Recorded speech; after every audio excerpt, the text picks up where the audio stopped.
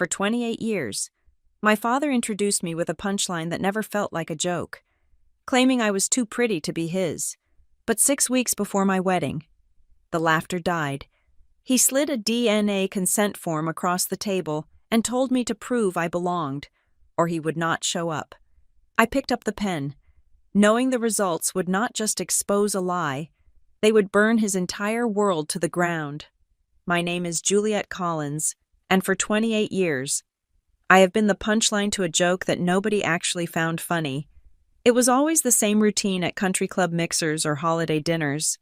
My father, Richard, would wrap an arm around my shoulder and embrace that felt more like a clamp and say to his business partners, "Doesn't she look lovely? Too pretty to be mine. Obviously, must be the milkman's." The men would chuckle nervously, swirling their scotch, unsure if they were supposed to laugh or look away. I learned early on that the Collins genes are aggressive. My father has hair the color of midnight and eyes like wet asphalt. My brother, Evan, is his carbon copy dark, brooding, and sharp-jawed. My mother, Stephanie, shares that same deep brunette palette. And then there was me. I came out like a sunbeam in a coal mine, with spun gold hair and eyes the color of the Atlantic Ocean on a clear day, in a family that prided itself on looking like a cohesive, powerful unit. I was the glaring error code. I grew up thinking my appearance was a defect. I spent my teenage years dyeing my hair chestnut brown, trying to blend into the family portrait, but Richard would just scoff. "You can't paint over biology. Juliet," he would say, sipping his wine. "We all know what you are." He never hit me. He never raised a hand. He didn't have to. He just used that nickname, the affair child, until it stripped the skin right off my self-esteem. But tonight, the joke was over. We were sitting in the dining room of the estate in Briarcliff, Virginia. It was a room designed to intimidate, with high vaulted ceilings and a chandelier that probably cost more than my entire college education. This was supposed to be a celebratory dinner. My wedding to Luke Carver was exactly 6 weeks away. The invitations were already printed on thick, cream-colored cardstock. The venue in Richmond was booked. The flowers were chosen. I looked across the mahogany table at my father. He was cutting into his steak with surgical precision. The silence in the room was heavy, suffocating, the kind of silence that usually precedes a detonation. "So," Richard said, not looking up from his plate. "The wedding, it is getting close." "Yes, sir," Luke said. My fiancé was sitting next to me, his hand resting protectively on my knee under the table. Luke was a contractor, a man who built things with his hands, and he had never quite known how to handle the icy intellectual warfare of the Collins household. "We are really excited. Juliet has done an amazing job with the planning." Richard finally looked up. He dabbed the corner of his mouth with a linen napkin. "About that, I have been doing some thinking." My stomach dropped. I knew that tone. That was the tone he used when he was about to veto a vacation or tell me he wouldn't co-sign a student loan. "I cannot, in good conscience, walk you down the aisle and give you away as a Collins," Richard said calmly, "unless I am certain you actually are one." The air left the room. Beside me, I felt Luke's body tense up, his muscles coiling like he was ready to flip the table. "Richard," my mother whispered. It was a weak, watery sound. Stephanie Collins sat at the other end of the table, looking like a woman who had been slowly erasing herself for 3 decades. She was wearing pearls that looked heavy enough to snap her neck. "Don't start." "Stephanie," Richard snapped, his eyes never leaving mine. "We have danced around this for 28 years. I have been patient. I have raised her. I have fed her. But if I am going to stand up in front of our friends, my business partners, and the entirety of Virginia society and claim her as my bloodline, I need proof." He reached into his jacket pocket and pulled out a folded document. He didn't hand it to me. He slid it across the polished wood surface. It hissed as it moved, stopping right next to my water glass. I looked down. It was a consent form for a paternity test. "Clear Helix Genetics," Richard said. "I have already arranged for a technician to come by the house tomorrow morning. You provide the sample. I provide mine. We settle this before the wedding. If the results show you are mine, I pay for the wedding and I walk you down the aisle. If they show what I suspect well, then at least we stop living a lie. And if I don't? I asked. My voice was steady, which surprised me. Inside, I was vibrating with a frequency of rage I hadn't known existed. Then I don't come, he said simply. No father of the bride, no funding, and everyone in that church will know exactly why I am not there. I will make sure of it. I looked around the table. My mother was staring at her salad as if she wished she could dissolve into the lettuce. She said nothing. She defended nothing. She had learned long ago that survival in this house meant making yourself small. And tonight, she was microscopic. This was the woman who had held me when I scraped my knees. Yet she couldn't find the voice to tell her husband that she hadn't cheated on him. Her silence was a louder condemnation than Richard's words. I looked at my brother. Evan was 26. The golden boy, the heir apparent. He had the dark Collins eyes, the job at Dad's firm, the trust fund I had never seen a dime of. He took a long drink of his wine, avoiding my gaze. Evan, I said softly. He set his glass down. Look, Jules, he said, his voice low. Just do it. Okay, just take the test so he shuts up about it. It is the only way to get some peace around here. Don't make a scene. Don't make a scene. That was the family motto. Let Richard slice you open. But don't you dare bleed on the carpet. Finally, I looked at my grandmother. Margot Sinclair was sitting to my right. She was my mother's mother, a woman of 80 with a spine made of steel rods and a mind that was still sharp as a tack. She was sipping her tea, her eyes fixed on Richard with a look of pure, unadulterated loathing. But when her eyes shifted to me, the loathing vanished. She didn't look scared. She didn't look sad. She looked like she was waiting for a signal. My hand moved to the paper. I picked it up. The texture of the bond paper felt expensive. Even his insults were high quality. Luke started to stand up. This is insane. Richard, you are talking about your daughter. I am not going to sit here and let you... I put a hand on Luke's arm, stopping him. It is okay. Luke, I looked at Richard. He was smiling that smug, tight little smile, the one he wore when he closed a deal that screwed over a competitor. He thought he had me cornered. He thought I would cry, scream, beg him to believe me. He thought I was the desperate little girl who used to dye her hair brown in the bathroom sink. But that girl didn't live here anymore. I didn't reach for the pen he offered. I folded the document neatly and placed it in my purse. Thank you for the reminder, Dad, I said. My voice was light, almost pleasant. You are absolutely right. We should settle this. I will take care of it. Richard blinked. The smile faltered for a fraction of a second. He hadn't expected compliance. He wanted a fight because he knew how to win fights. He didn't know how to handle agreement. Good, he grunted, recovering. Tomorrow morning, the technician. I will handle the logistics, I cut in. I am an adult, after all. If we are doing this, we are doing it properly. I will make sure the results are ready well before the wedding. I stood up. Come on. Luke, we have a long drive back to Richmond. I walked over to my mother and kissed her on the cheek. Her skin was cold. She didn't look up. I walked past Evan without a word. I stopped at Margot's chair. She squeezed my hand. Her grip surprisingly strong. Drive safe, darling, Margot said. And check your email later. I nodded, feeling the weight of that sentence. The drive back to Richmond took 2 hours. For the first 45 minutes. The only sound was the hum of the tires on the asphalt and the wind rushing past the windows of Luke's truck.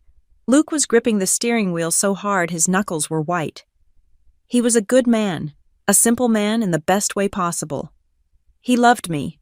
He loved his work, and he told the truth. The Collins way of life, the manipulation, the secrets, the emotional chess games was alien to him. I can't believe him, Luke finally exploded, hitting the steering wheel with the palm of his hand.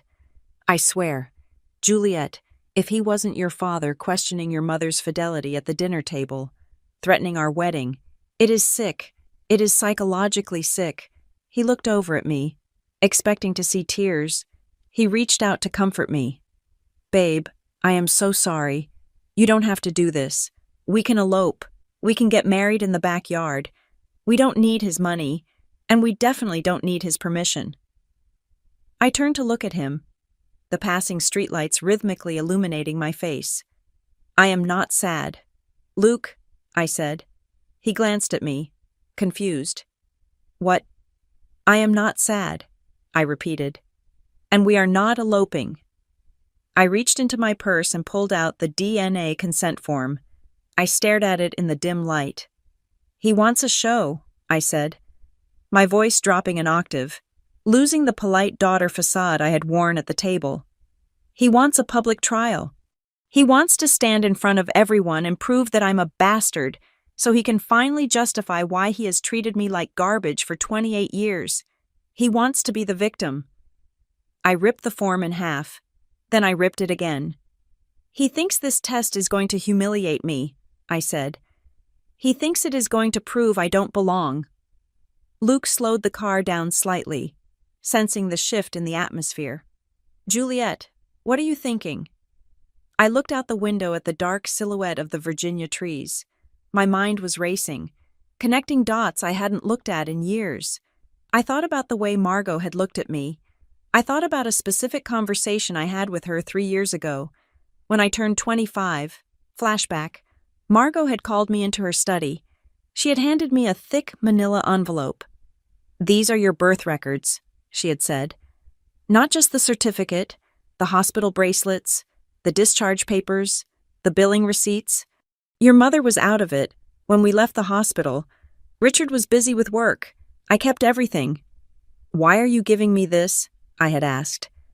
Because in this family, paper is the only shield you have. She had replied. Keep them safe. Hide them. Don't ask me why yet. Just promise me you will keep them. End flashback. I had shoved that envelope into the back of my filing cabinet and forgotten about it. But tonight, the memory surfaced with crystal clarity. Margot knew. She had always known this day would come. I am going to take the test, I told Luke. But I am not using his technician. I am not using his lab. I am not giving him a single chance to tamper with the results or spin the narrative. I am going to an independent lab, and I'm going to test myself, Mom, and him. He won't give you a sample if he thinks you are controlling it, Luke said. He won't know, I said, a cold smile touching my lips. He is so arrogant. He thinks he has already won. He thinks I am just a scared little girl who will do exactly as she is told. I will play the part. I will let him think he is leading the dance. I rolled down the window and threw the pieces of Richard's consent form into the night. He wants to prove I am not his daughter, I said to the wind. Fine, I will prove it. But I am going to find out exactly what happened 28 years ago. And when I do, I am not just going to show him the results in an email. I am going to give him the audience he asked for. I turned back to Luke. He said he wouldn't come to the wedding unless I proved I belonged. Well, I am going to make sure he attends, and I'm going to make sure it is a day he regrets for the rest of his life. Luke looked at me, and for the first time that night, he smiled. It was a nervous smile, but it was there. Remind me never to piss you off, Jules. Too late for him, I said. I pulled out my phone. I didn't check social media. I opened my banking app. I had $3,000 in savings, my escape fund, that I had been building since college. It was enough for an expedited, court-admissible DNA triad test from a top-tier private lab. Then I opened my email. There was a message from Margot, sent 5 minutes ago, no subject line, just a single line of text. Check the timestamp on the birth certificate against the nursing log in the envelope. There is a 9-minute gap. A chill went down my spine that had nothing to do with the air conditioning. A 9-minute gap in a hospital. 9 minutes is an eternity. 9 minutes is enough time for a tragedy or a crime. I leaned back in the seat and closed my eyes. The tears I had held back at dinner never came.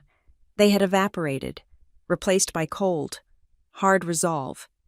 Richard Collins wanted the truth. I was going to give it to him. I was going to dig up every buried lie in the family graveyard, and I wasn't going to stop until I knew exactly why a blonde-haired, blue-eyed girl ended up in a house full of strangers. The countdown to the wedding had begun, but the countdown to my revenge had started 28 years ago. I just didn't know it until tonight. The first time I realized I was a walking contradiction in my own home. I was 7 years old. It was a 4th of July barbecue, the kind of event my father orchestrated with military precision rather than festive spirit. The lawn at Briarcliff was manicured to within an inch of its life, and the air smelled of expensive cologne and charcoal. I remember running through the sprinklers, my hair wet and bright yellow against the sun, shrieking with the kind of unfiltered joy that Richard Collins detested. My father was holding court near the grill, a glass of scotch in one hand despite the midday heat. He watched me run past, and he didn't smile. He reached out, not to catch me, but to stop me. His hand was heavy on my shoulder, anchoring me to the spot. "Look at her," he said to his business partner, a man whose name I have long forgotten. "Just look. Where did those jeans come from? Certainly not from me, and certainly not from Stephanie. Unless she is hiding a Swedish ancestors or a very blonde tennis instructor." The men laughed. It was a low rumble of a sound, devoid of warmth. I didn't understand the implication of the tennis instructor comment then, but I understood the tone. I looked at my arm against his. His skin was olive, tanning deeply in the summer sun. Mine was pale, dusting with freckles, burning pink if I wasn't careful. He looked at me like I was a bad investment, a stock that had plummeted the moment the market opened. That was the day I stopped running through sprinklers. I learned that my existence was something to be apologized for, not celebrated. Richard Collins was not a man of physical violence. He never raised a belt. He never threw a vase. He did not need to be violent because he understood that physical bruises heal, but financial and emotional strangulation leaves scars that last a lifetime. He ruled our household with a terrifying, calm quietness. His weapon of choice was the checkbook and the dinner table conversation. The disparity between my brother Evan and me wasn't just apparent. It was a policy. When Evan turned 16, there was a brand new SUV waiting in the driveway with a red bow on the hood. Richard called it an investment in safety. When I turned 16, I was handed a bus schedule and a lecture about the value of hard work.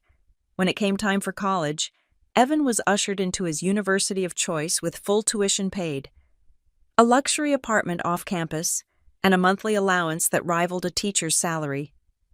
Richard called it securing the legacy. When I was accepted into my dream school, Richard sat me down in his study and told me that he would not be throwing good money after bad.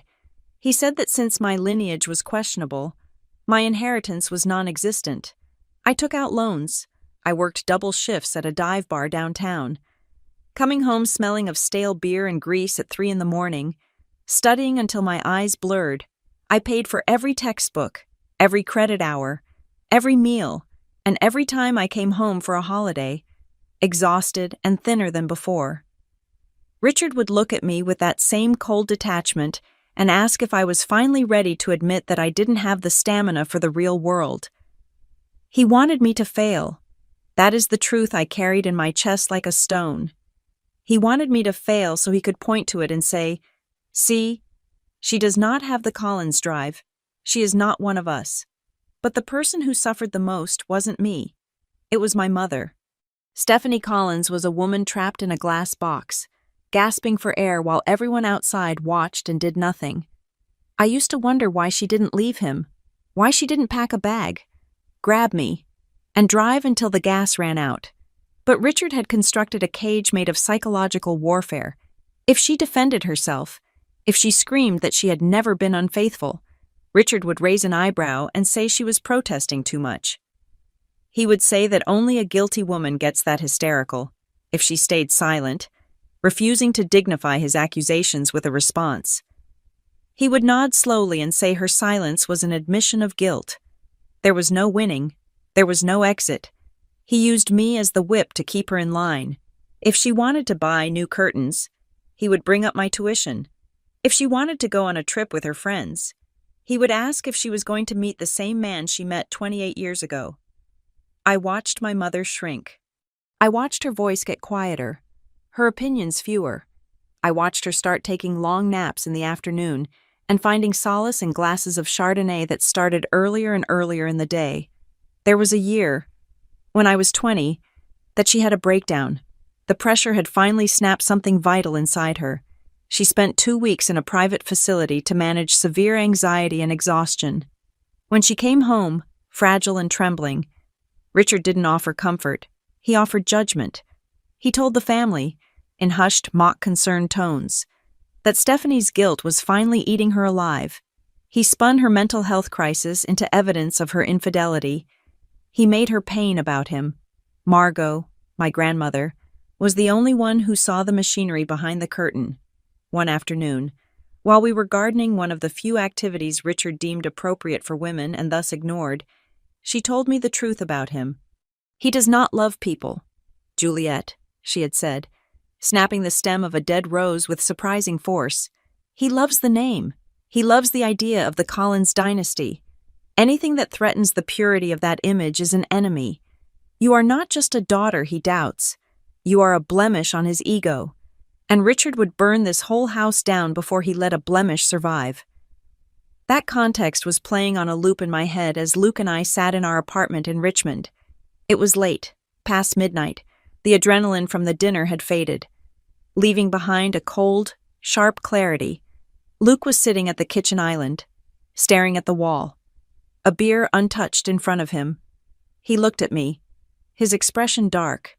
"You know what scared me the most tonight?" he asked. I looked up from my laptop, where I was researching private genetic labs. "What?" "It was not the test," Luke said. "It was the timing. Juliet, why did he wait 28 years? He could have done this when you were born. He could have done it when you were 10. He could have done it before you went to college." I shrugged, though I felt the chill of his logic. He liked the torture. He liked holding it over us. "No," Luke said, shaking his head. "That is part of it. Sure, but he is a businessman. He deals in leverage. He waited until 6 weeks before your wedding.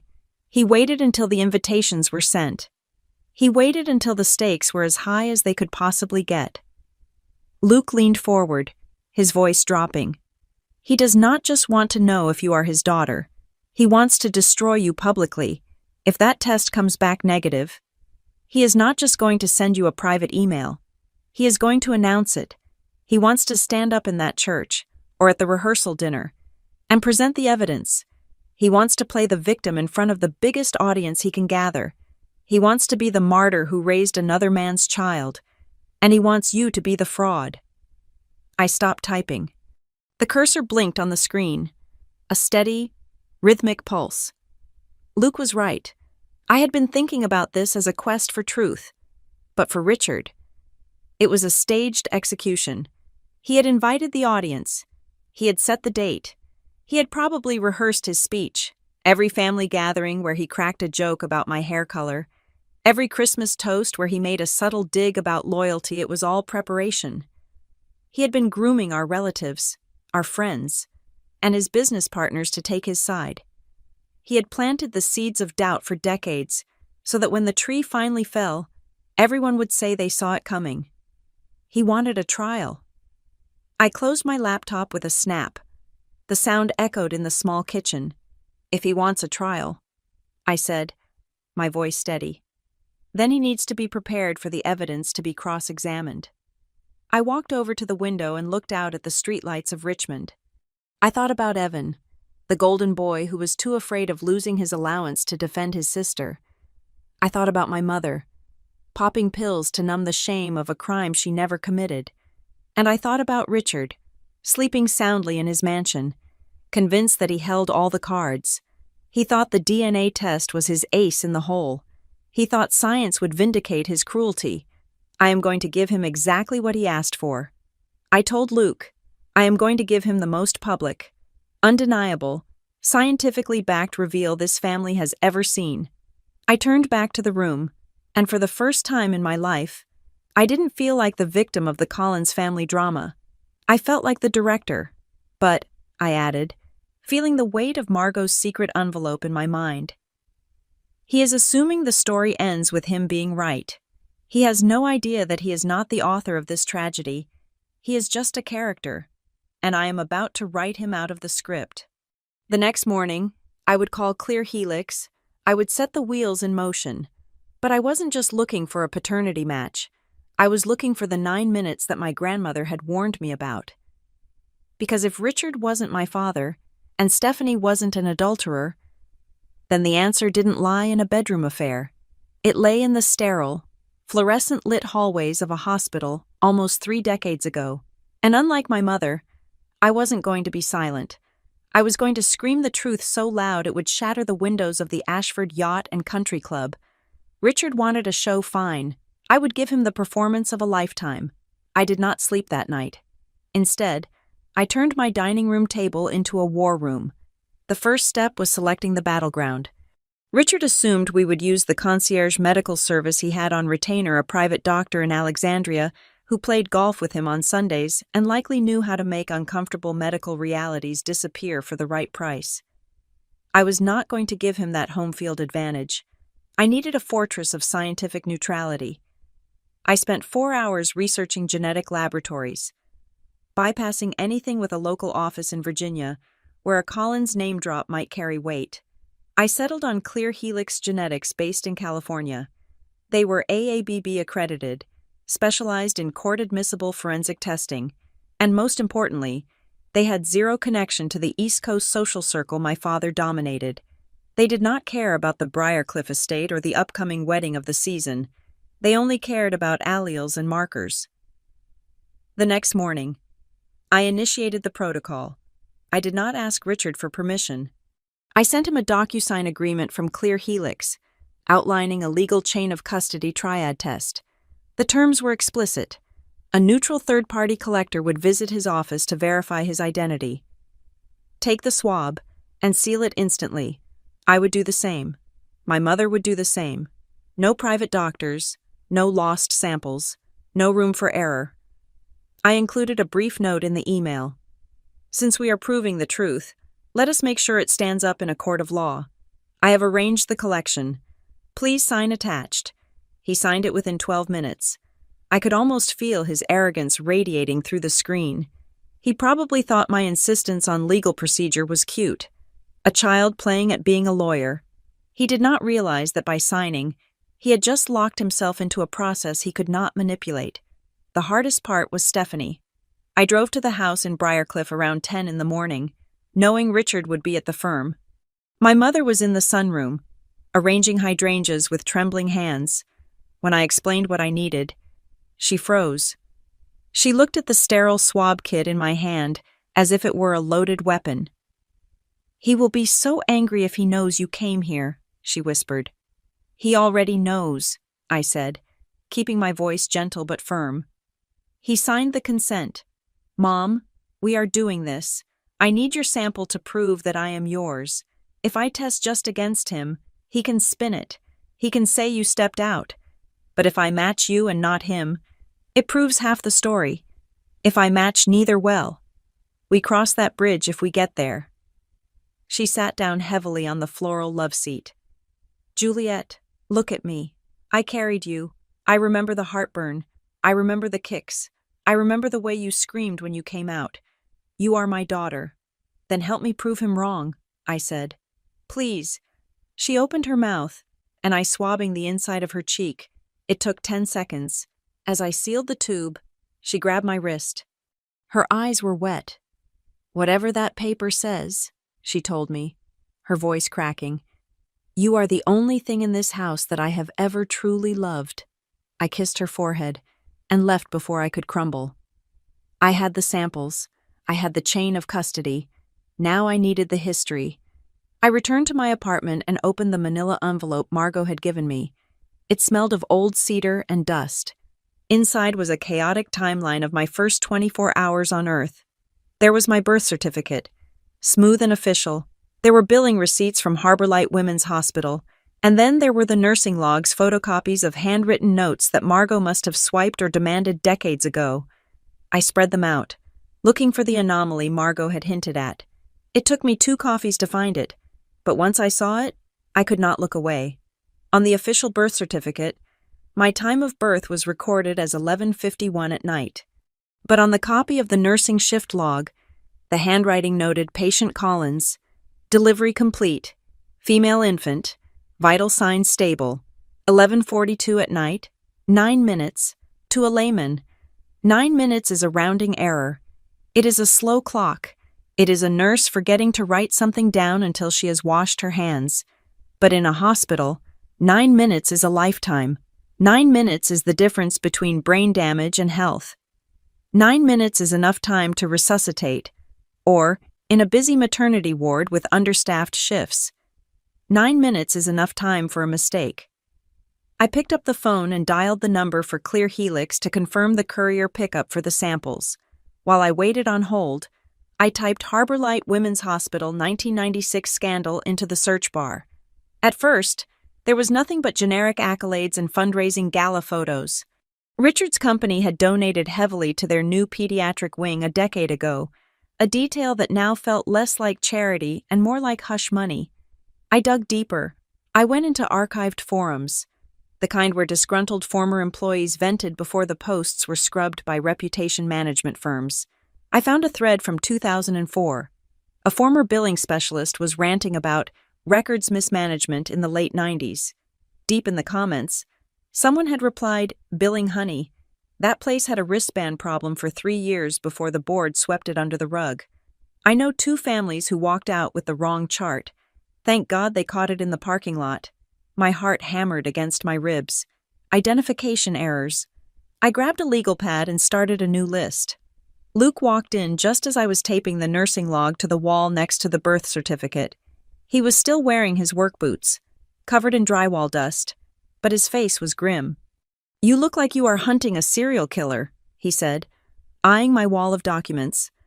"I am hunting a lie," I corrected. "Look at this.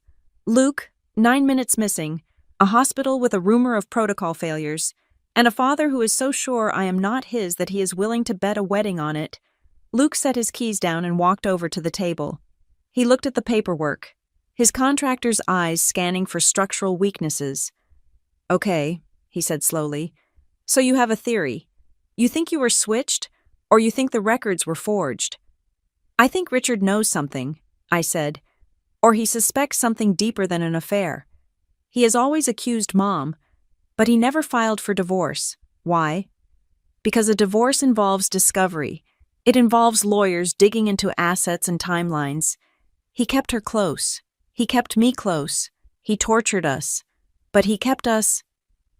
Luke crossed his arms. "If you are going to drop a bomb this big, Juliet, you need more than a 9-minute gap and an internet comment. You need ironclad proof.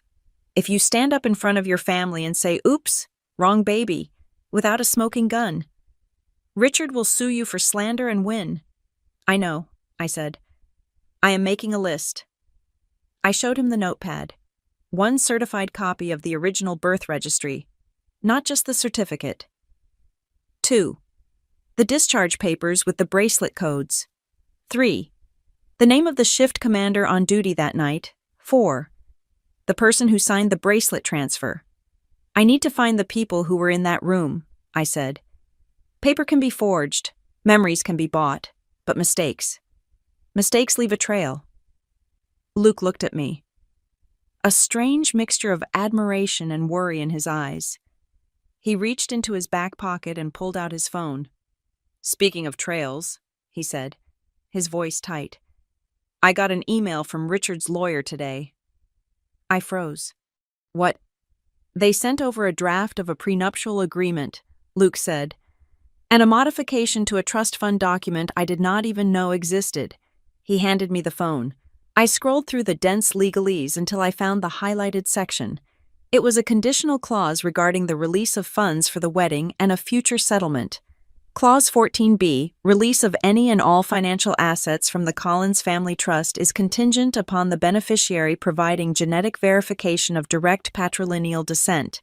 In the event of a non-match, all assets, including previous educational loans backed by the guarantor. shall be immediately recallable. I stared at the screen. The air in the room felt suddenly thin.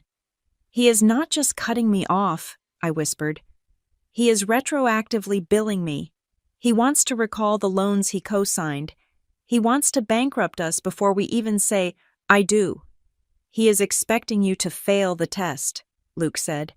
He is so sure of it that he is already writing the contract for the aftermath. I handed the phone back to Luke.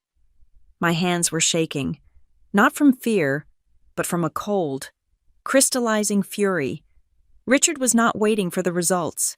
He had already decided the verdict. He was treating my identity like a failed business merger, liquidating the assets and minimizing the losses. He thinks this is about money, I said. He thinks he can dangle the wedding budget and the trust fund over my head, and I will panic. He thinks I will come crawling back, begging him to keep the secret so I don't lose the lifestyle. I walked back to the wall and looked at the 9-minute gap. He does not understand, I said. I don't want his money. I want his reputation.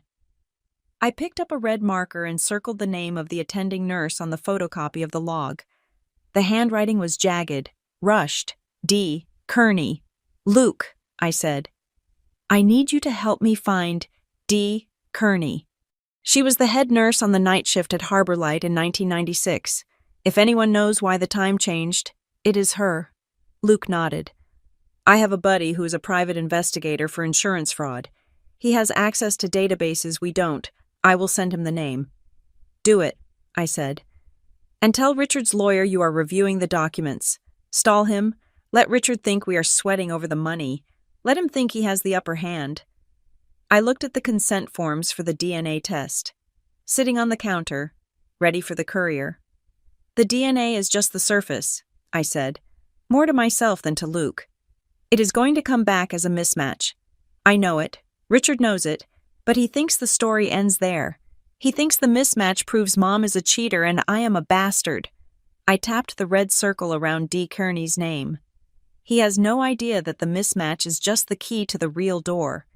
And when I open it, he is going to wish he had just paid for the damn wedding and kept his mouth shut. The game had changed. It was no longer about defending my mother's honor or proving my worth. It was an investigation into a theft. Someone had stolen my life 28 years ago. Richard Collins had spent decades blaming the wrong crime on the wrong people. I was going to find out who I really was, and I was going to make sure that when the truth came out, it didn't just whisper, it would scream. The Ashford Yacht and Country Club was a fortress of old money and older secrets, perched on the edge of the water like a white marble sentinel guarding the entrance to a world I was never truly allowed to enter. The air smelled of salt, expensive perfume, and the kind of heavy, cloying lilies they use at funerals. It was fitting, I supposed, because tonight felt less like the 30th anniversary of my father's real estate firm, and more like the funeral for my last shred of hope that this family could ever be normal. I wore a dress I had bought on sale, a deep emerald silk that I hoped made me look formidable. Richard had sent a stylist for my mother and a tailor for Evan. But I had been left to my own devices. That was the subtle art of Richard Collins. He did not ban me from the event. That would have raised questions. Instead, he invited me and then ensured I felt like a garnish on a plate of fine dining, unnecessary and slightly out of place. The ballroom was a sea of black tuxedos and glittering gowns. A string quartet played something Baroque in the corner, the music struggling to rise above the din of polite laughter and the clinking of crystal. I stood near a pillar, clutching a glass of sparkling water like it was a lifeline. I watched my father work the room. Richard was in his element. He was charming, magnetic, and utterly terrifying.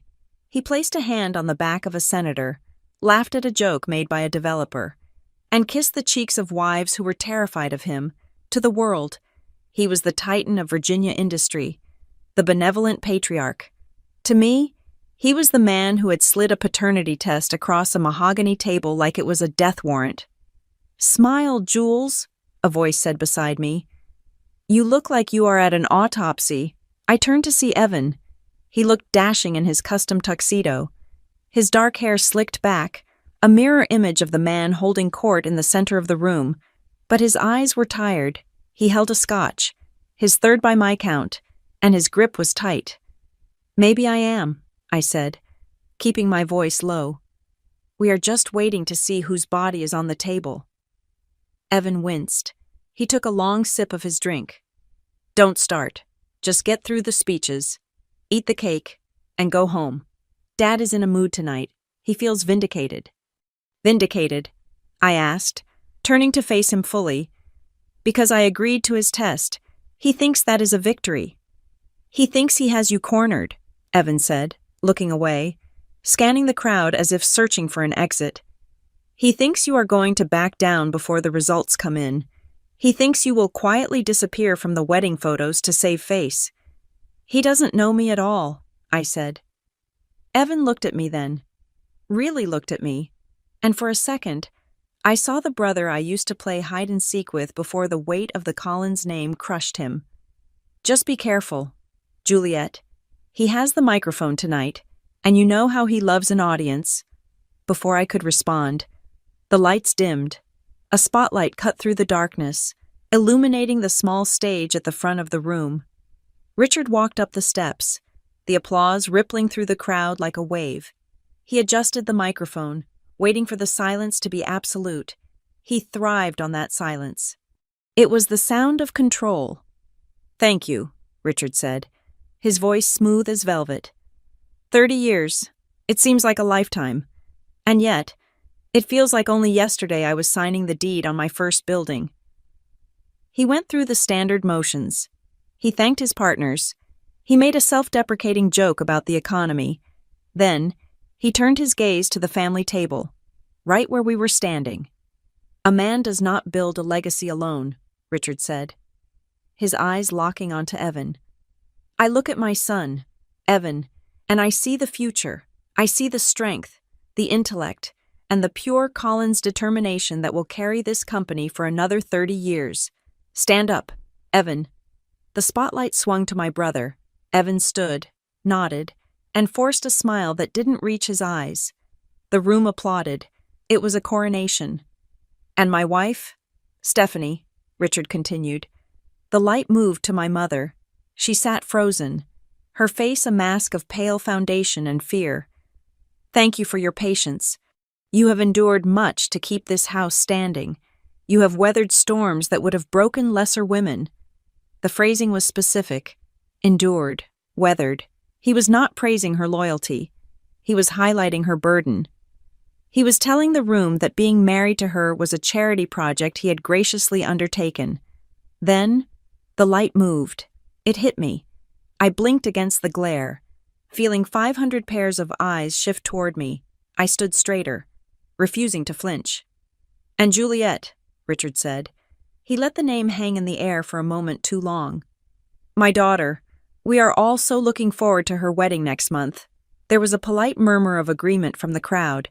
Richard smiled. But it was not a smile. It was a baring of teeth. "You know," he said, leaning casually against the podium, dropping his voice to a conversational tone that made the microphone intimacy feel violated. "I was reading an article the other day about nature, specifically about birds. Did you know there are certain species that lay their eggs in the nests of others? The cuckoo bird, I believe." The room went deadly silent. The air conditioning seemed to hum louder. "The unsuspecting parents raised the chick," Richard continued, his eyes drilling into mine across the ballroom. "They feed it. They protect it, even though it looks nothing like them, even though its feathers are the wrong color and its song is in a different key. They do it out of duty, because once you invite something into your nest, you are responsible for it. Aren't you?" He paused. A few people chuckled nervously, unsure if this was a metaphor for business or something far darker. "But eventually," Richard said, his voice hardening, "the truth of nature comes out. You cannot hide biology under a tuxedo or a wedding dress. Eventually, the cuckoo has to fly with its own kind." He raised his glass. "To the truth. May it always find its way home." He drank. The room hesitated, a collective stumble. Before drinking with him, The applause was scattered, confused. People whispered behind their hands. They knew. Everyone in that room knew the rumors Richard had been feeding them for decades. He had just called me a bastard in front of the entire Virginia elite, and he had done it with a smile. I stood there, the spotlight burning my skin. I could feel the heat rising in my cheeks, but I did not look down. I did not run. I looked directly at Evan. My brother was staring into his glass of scotch. He did not look at me. He did not stand up. He did not throw his drink. His silence was loud, a deafening confirmation that in the court of Richard Collins, Evan was a loyal subject, not a brother. I looked at my mother. She had her eyes closed, her lips moving in a silent prayer or a plea for the floor to open up and swallow her whole.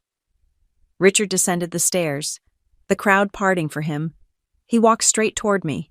He stopped 2 feet away, smelling of victory and expensive gin. "Just a little story about nature, Juliet," he said softly, so only I could hear. "Don't take it personally."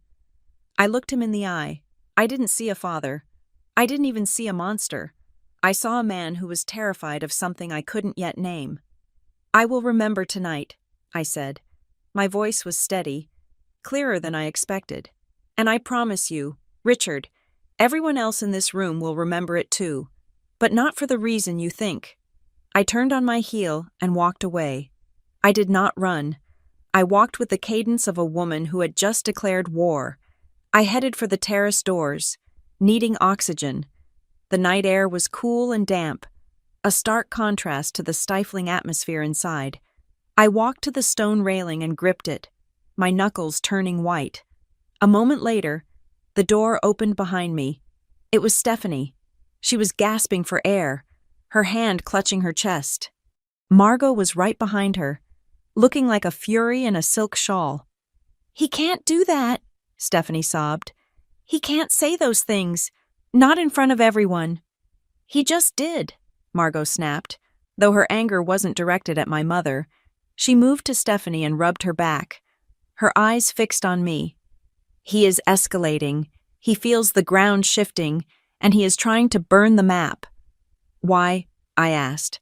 I turned to face them, the ocean wind whipping my hair across my face. "Why does he hate me this much? It is not just about the affair.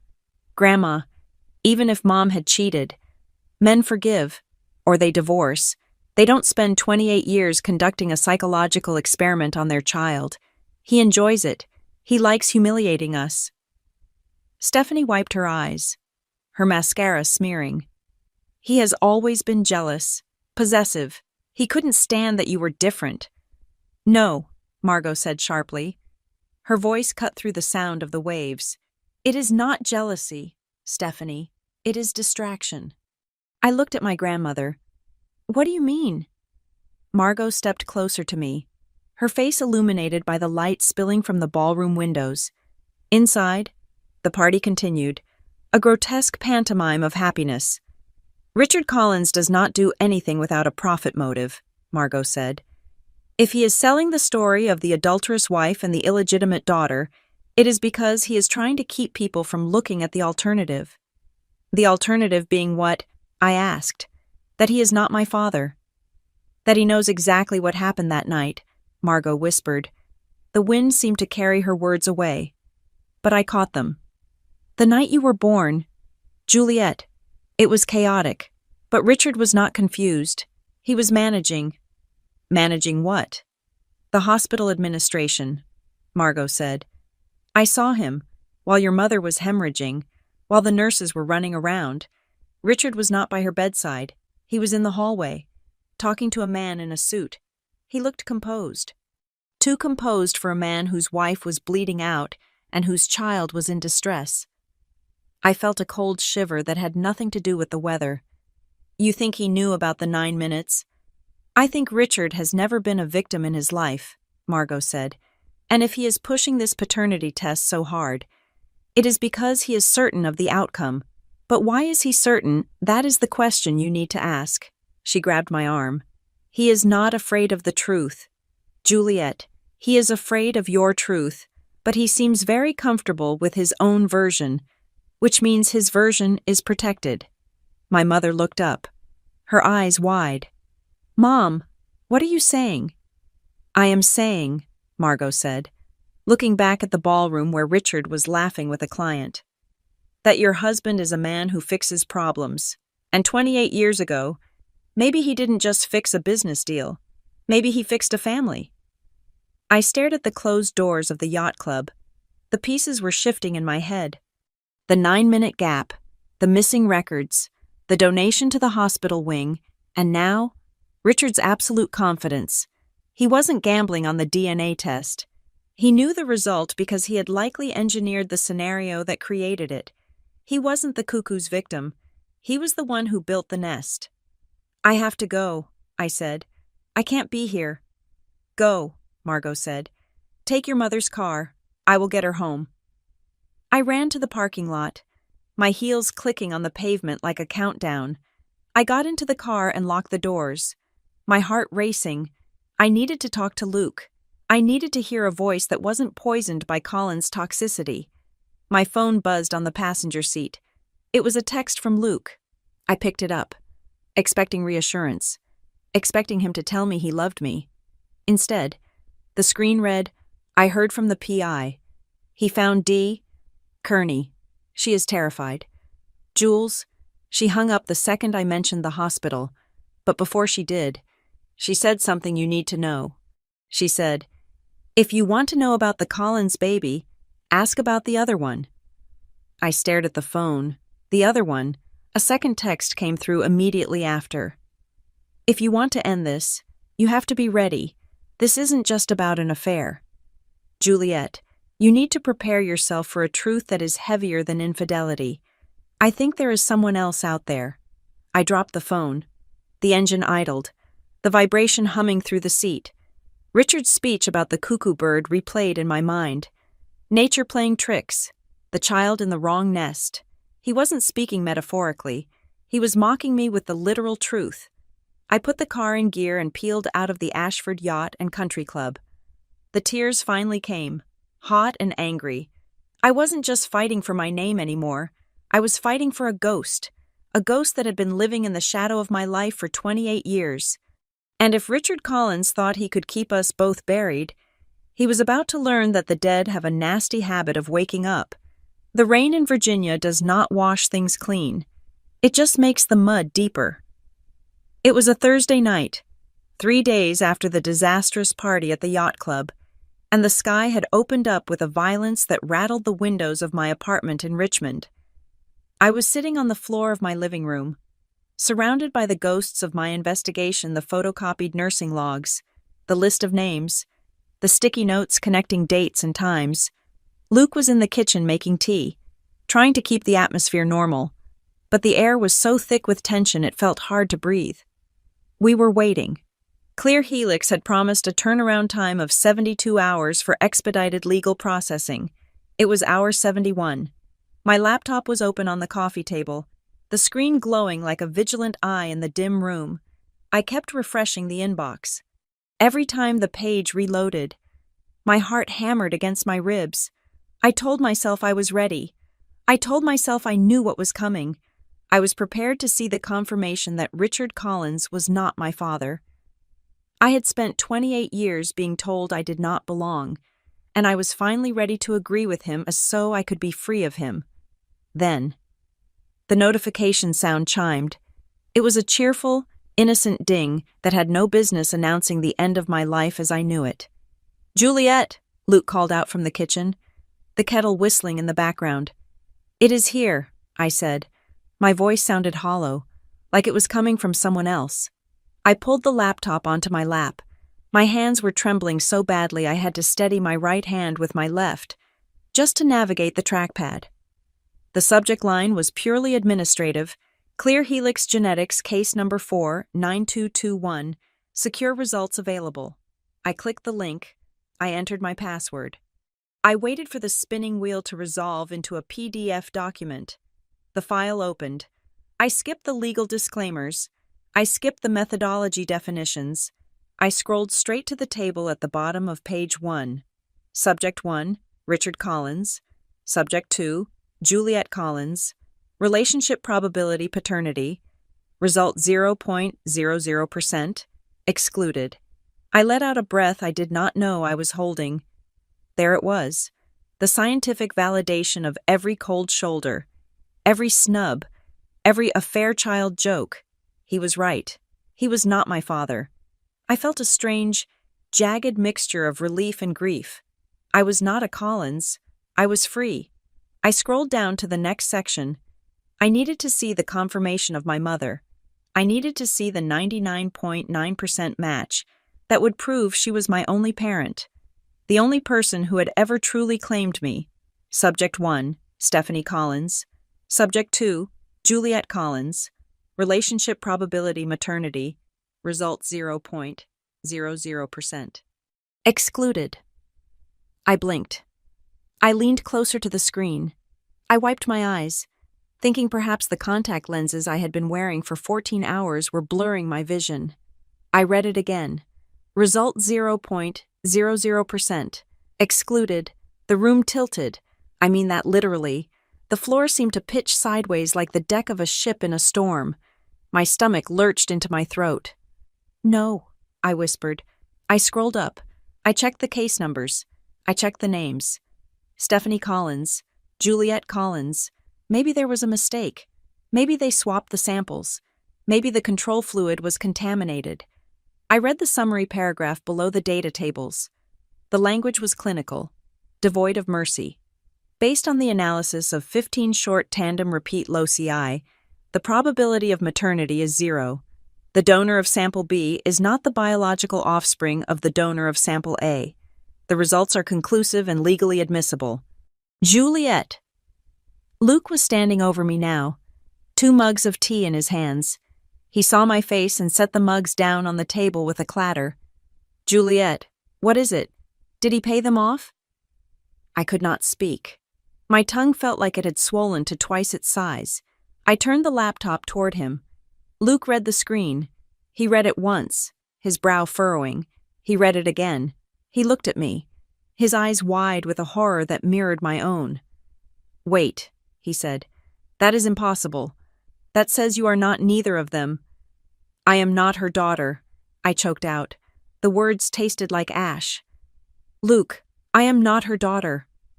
But she gave birth to you, Luke said, his contractor's brain trying to fit a square peg into a round hole. We have the pictures. We have the birth certificate. You look like well. You don't look like them. But I am nobody, I said. I looked at my hands. They looked the same as they had 5 minutes ago. Pale skin, long fingers, the small scar on my thumb from a cooking accident. But suddenly, they felt like foreign objects, whose DNA was building these bones, whose blood was pumping through these veins. I grabbed my phone. I dialed my mother's number. I did not care that it was 10 at night. I did not care that Richard might be in the room. She answered on the second ring. Juliet, is everything okay? Her voice was so warm, so familiar. It was the voice that had sung me lullabies and comforted me when Richard was cruel. Mom, I said, and then I broke. Mom, the results came back. Oh, honey, she said, her voice dropping to a whisper. I know you are scared, but it does not matter. Richard can say whatever he wants. We know the truth. I know who you are. No, I said, tears streaming down my face, hot and fast.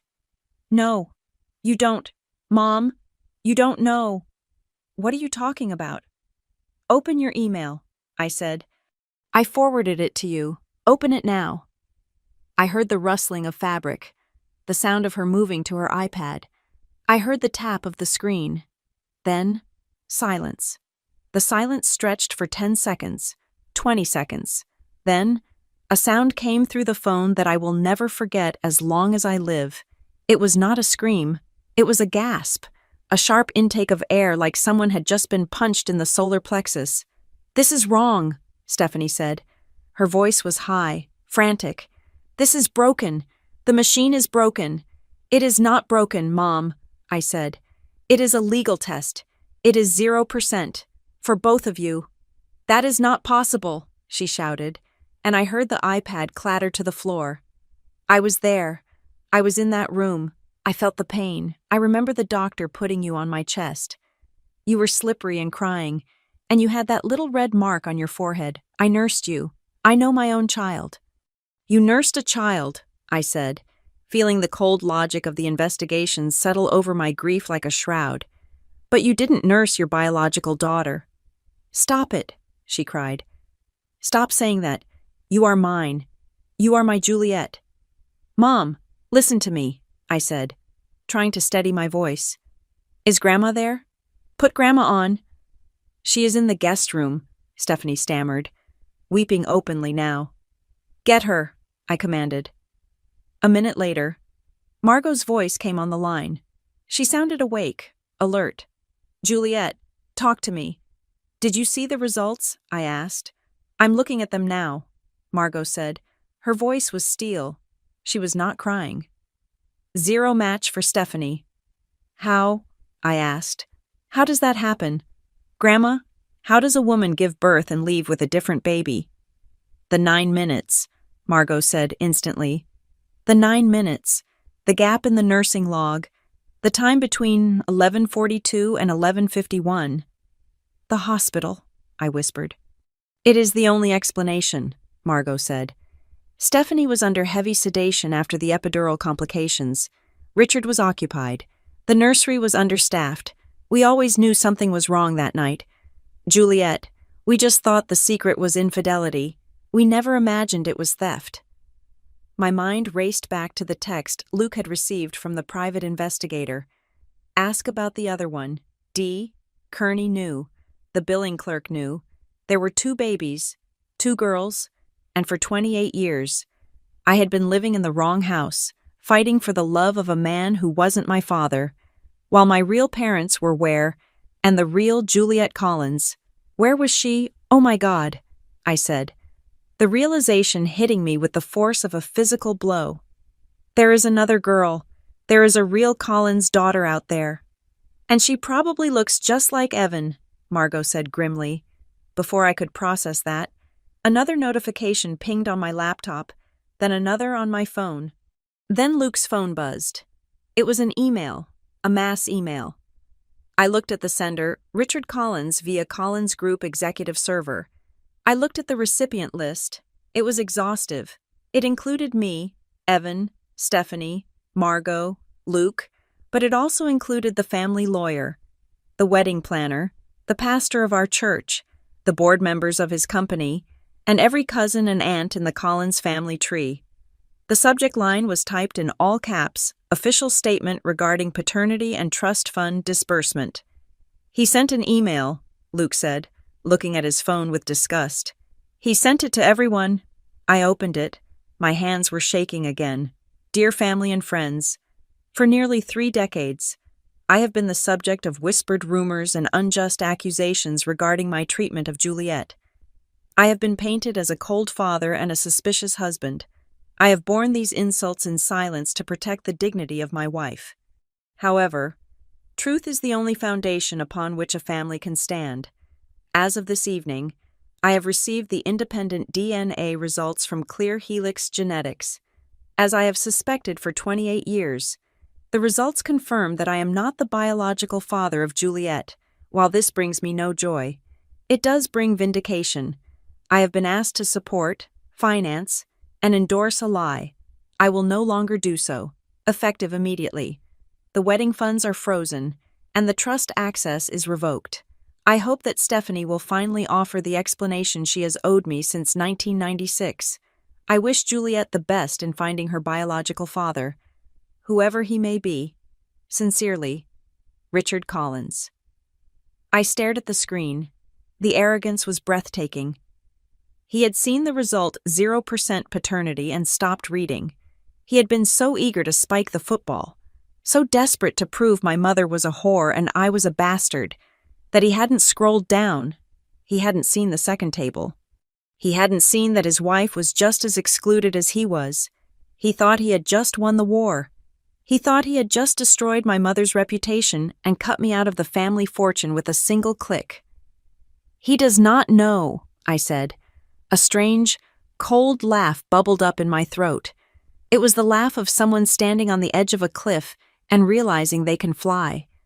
He didn't read the whole report. He just admitted to the whole world that he is not your father, Luke said. And he blamed your mom. He just handed us the weapon, I said. I picked up the phone again. Grandma. I saw the email, Margot said. He is a fool, a hasty, arrogant fool. Don't tell him, I said. Grandma, do not tell him. Do not let Mom tell him. Juliet, he needs to know. Stephanie sobbed in the background. No, I shouted.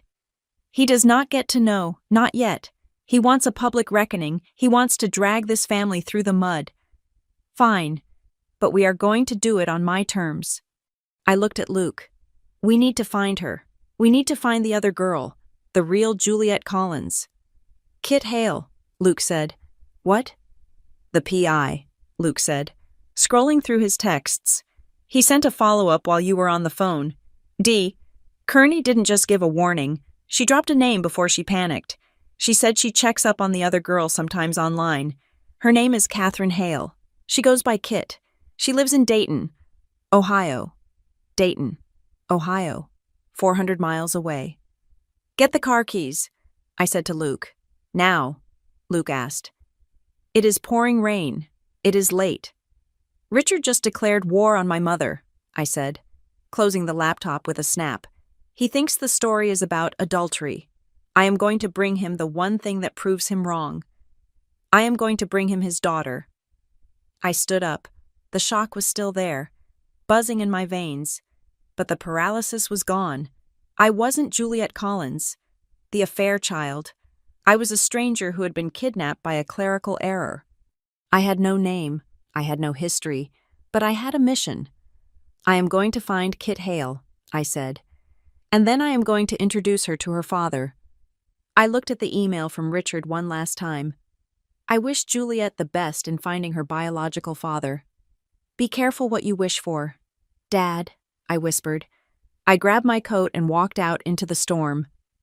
The rain didn't feel cold anymore. It felt like fuel. The next morning, the sky was a bruised purple, hanging low and heavy over the city. I did not sleep after reading Richard's mass email.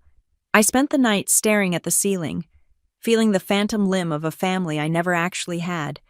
But as the sun struggled to rise, the grief hardened into something useful. It turned into cold, bureaucratic determination. I drove to Harbor Light Women's Hospital at 8 in the morning. It was a sprawling complex of glass and steel, gleaming with the kind of sterile efficiency that is supposed to make you feel safe, but only makes you feel small. I walked into the main atrium, the smell of antiseptic and floor wax hitting me like a physical blow. This was where it happened. This was where Stephanie Collins cried out in labor, where Richard Collins paced the hallway, and where someone, in a span of 9 minutes, changed the trajectory of 2 lives. I went straight to the records department in the basement.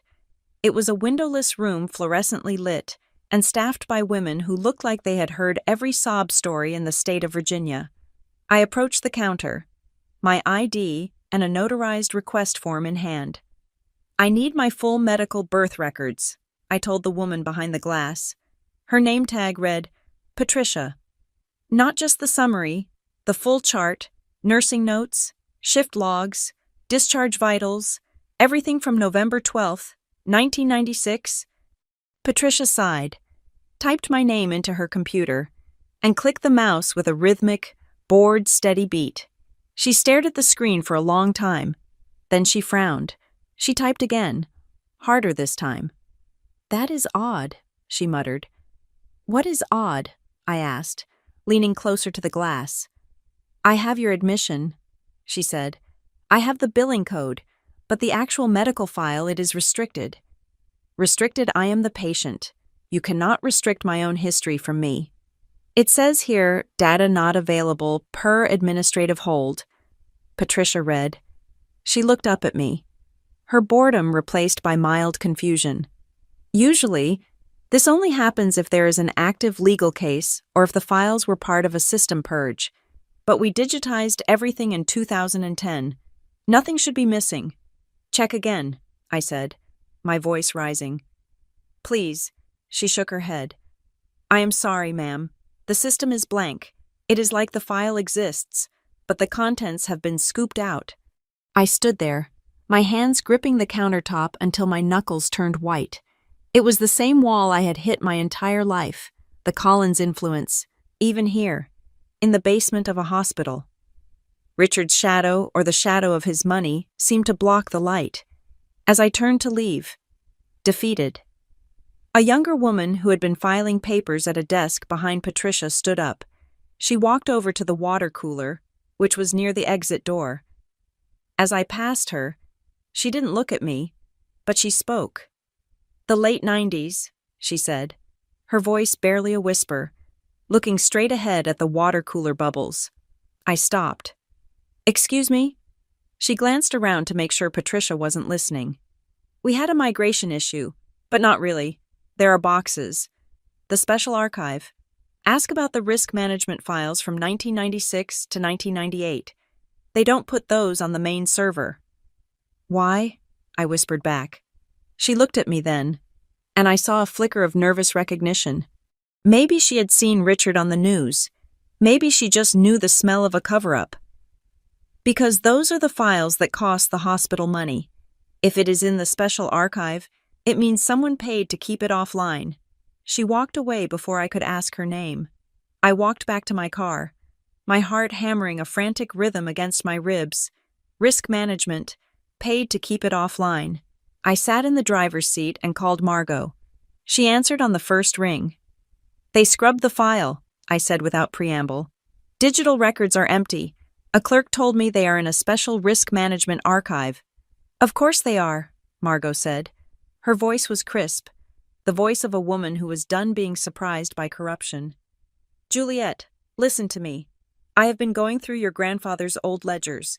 He kept track of everything Richard did in the early days, mostly because he didn't trust him. And in December of 1996, Margot said, 1 month after you were born, the Collins Group made a donation to the Harbor Light Neonatal Unit. I know, I said. They have a plaque. Richard loves to brag about it. It was not a normal donation. Juliet, Margot pressed. It was $250,000 in 1996. That was a fortune. And it was not processed through the charitable foundation. It was a direct transfer from the corporate contingency fund. The memo line just says, institutional support. I stared at the steering wheel. $250,000.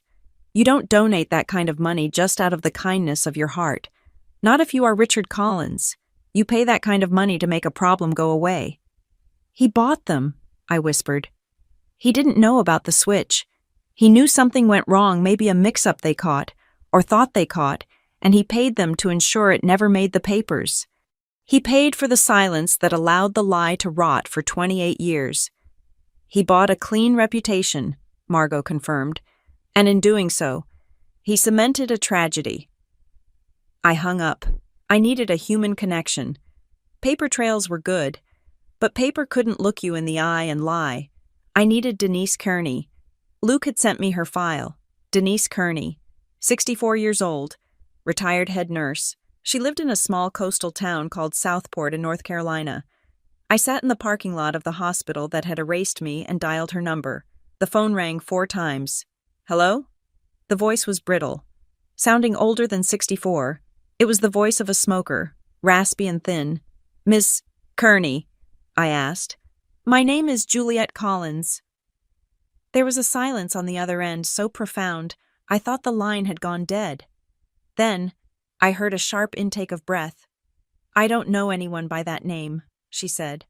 The panic was immediate, spiking through the phone line. I think you do, I said, keeping my voice steady, though my hand was shaking.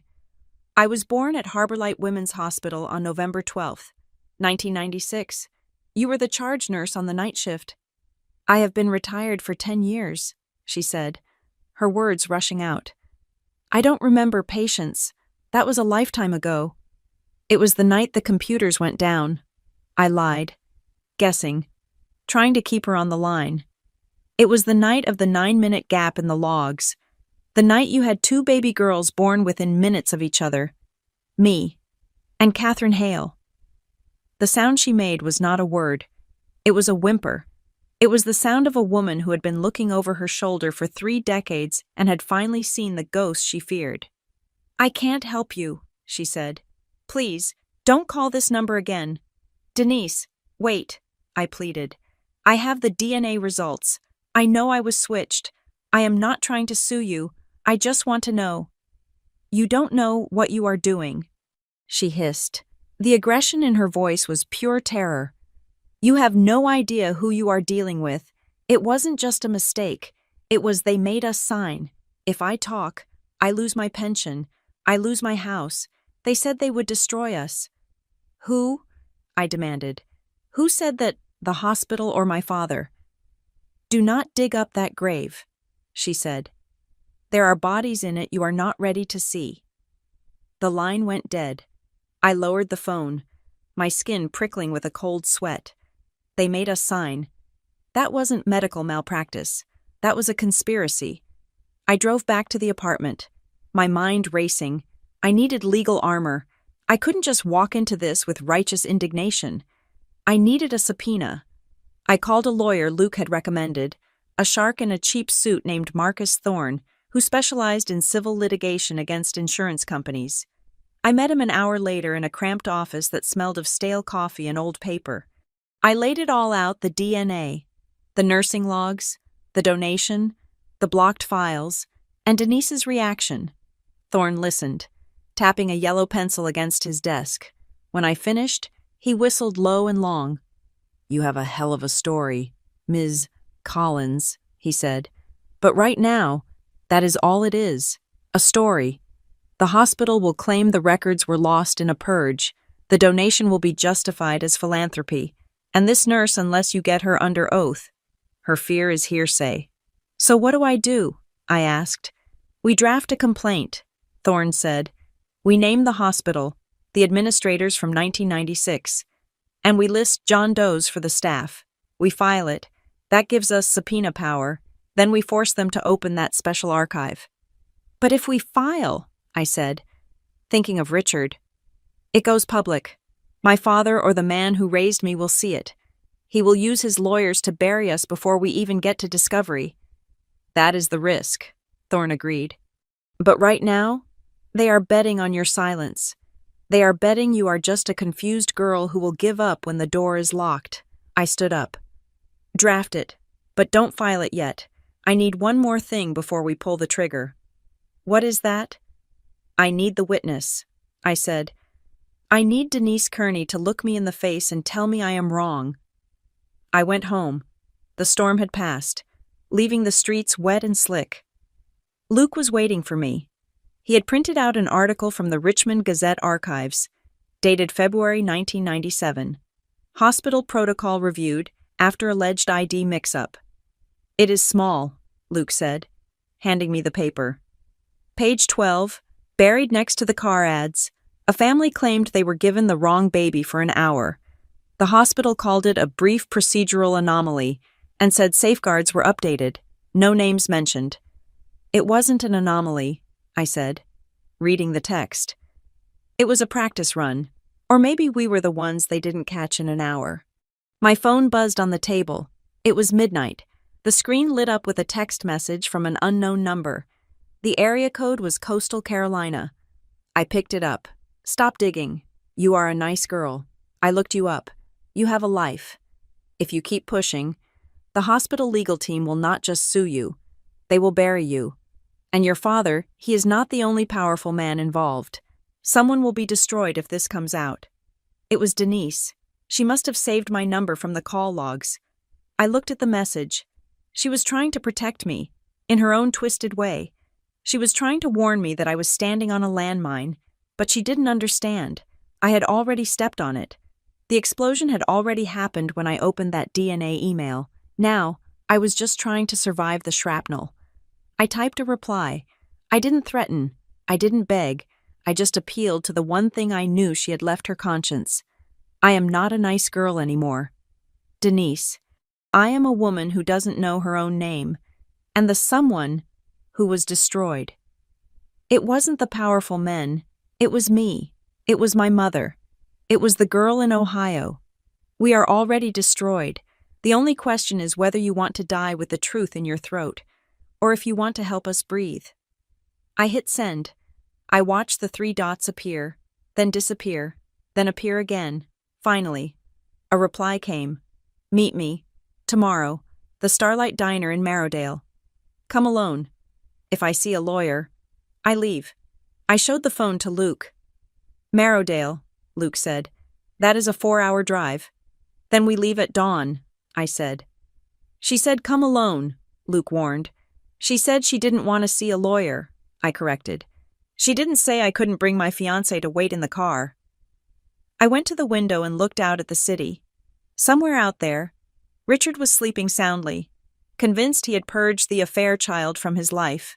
Somewhere in Ohio, Kit Hale was living a life that belonged to me. And somewhere in a hospital archive, a file was gathering dust that contained the price tag of my identity. The fear that Denise spoke of, the institutional fear, the weight of powerful men and silence, I felt it. It was heavy, but it wasn't paralyzing anymore. It was magnetic. It was pulling me toward the truth. Get some sleep, Luke, I said, turning away from the window. Tomorrow, we go catch a ghost. Marrowdale, North Carolina, was not a town you visited. It was a town you ended up in when you ran out of gas or luck. The Starlight Diner sat on the edge of a 2-lane highway that cut through dense, encroaching pine forests. The neon sign buzzed with a dying flicker. The S and the T burnt out, leaving it to read Our Light Diner, which felt appropriate. There was no light here, only shadows. I parked the car in the gravel lot, far away from the few pickup trucks scattered near the entrance. Luke killed the engine, but he did not unlock the doors immediately. He looked at the diner, his jaw set.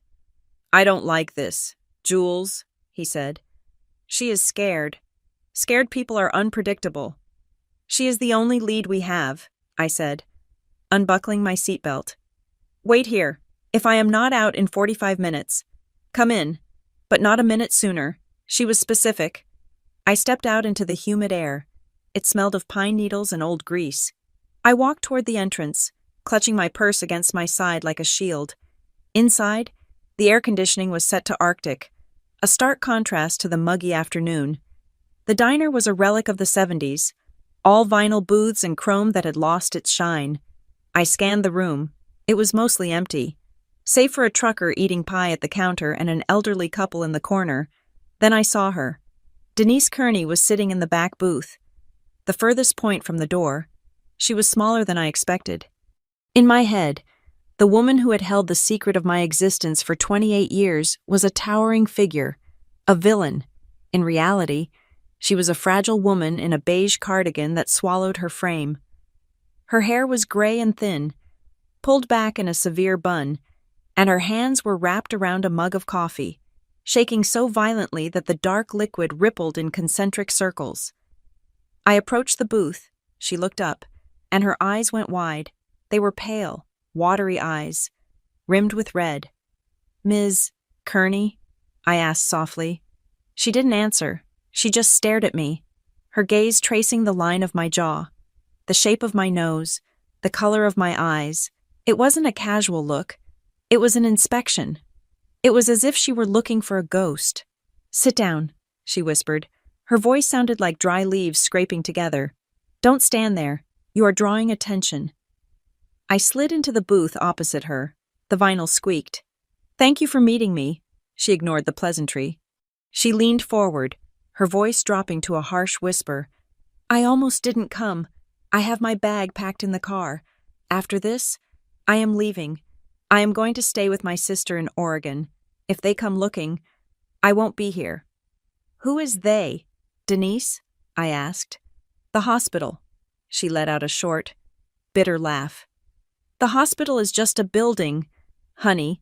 Buildings don't threaten to take your pension. Buildings don't make you sign papers that say you will go to jail if you speak. She took a sip of coffee, the cup rattling against her teeth. Then she set it down and looked me dead in the eye. "You look just like her," she said. The air left my lungs. "Who?" "Your mother," Denise said. "Your real mother. You have her eyes, that same shade of blue. It is striking. I remember it because she looked at me with those eyes when I handed you to her. She trusted me." I felt tears prick the corners of my eyes, but I blinked them back. I couldn't cry now. I needed facts. "What happened?" "Denise, the DNA test says I am not a Collins. It says Stephanie isn't my mother, but the birth certificate says she gave birth at 11:51. Denise reached into her oversized purse. She didn't pull out a phone or a tablet. She pulled out a small, leather-bound notebook. The cover was cracked and worn. The pages yellowed with age. "I was the charge nurse," she said, opening the book. "I was responsible for the floor. That night was a nightmare. We were short-staffed. 2 nurses called out with the flu. We had a trainee on rotation, a girl named Sarah, barely 20 years old. She meant well, but she was overwhelmed." She slid the notebook across the table. It was open to a page dated November 12, 1996. "Read the entry at the bottom," she commanded. I looked at the handwriting. It was rushed, jagged script in blue ink. 2340, baby girl Hale born, 7 pounds 4 ounces, healthy. Doctor, Evans attending, 2342. Baby girl Collins born, 7 pounds 2 ounces. Respiratory distress resolved. Doctor, Patel attending. 2 minutes apart, I whispered. Not 9. 2 minutes, Denise confirmed. 2 little girls, both healthy, both screaming. The nursery was full. Sarah, she took both of you for your first baths at the same time.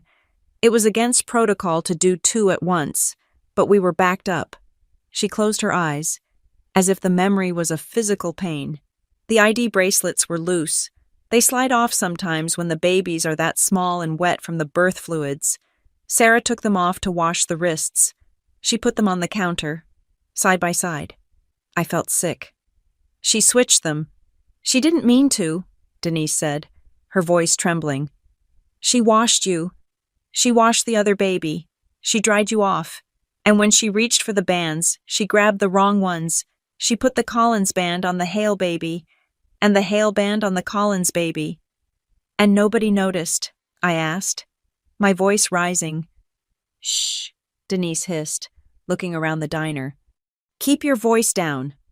She leaned in closer. We didn't notice until the shift change. 6 hours later, I was doing the final chart review. I saw the weight discrepancy. The Hale baby had lost 4 ounces in 6 hours. Impossible. The Collins baby had gained impossible. I checked the footprints, the ink prints we take at birth. So you knew, I said. You knew the next morning. Why didn't you fix it? Why didn't you run into the rooms and swap us back? I tried, Denise said. Tears were spilling onto her cheeks now. I went straight to the hospital administrator. I told him we had a code pink situation and identification error. I had the charts in my hand. I was ready to go to the mothers. Who stopped you? The board, Denise said. They called an emergency meeting within 20 minutes.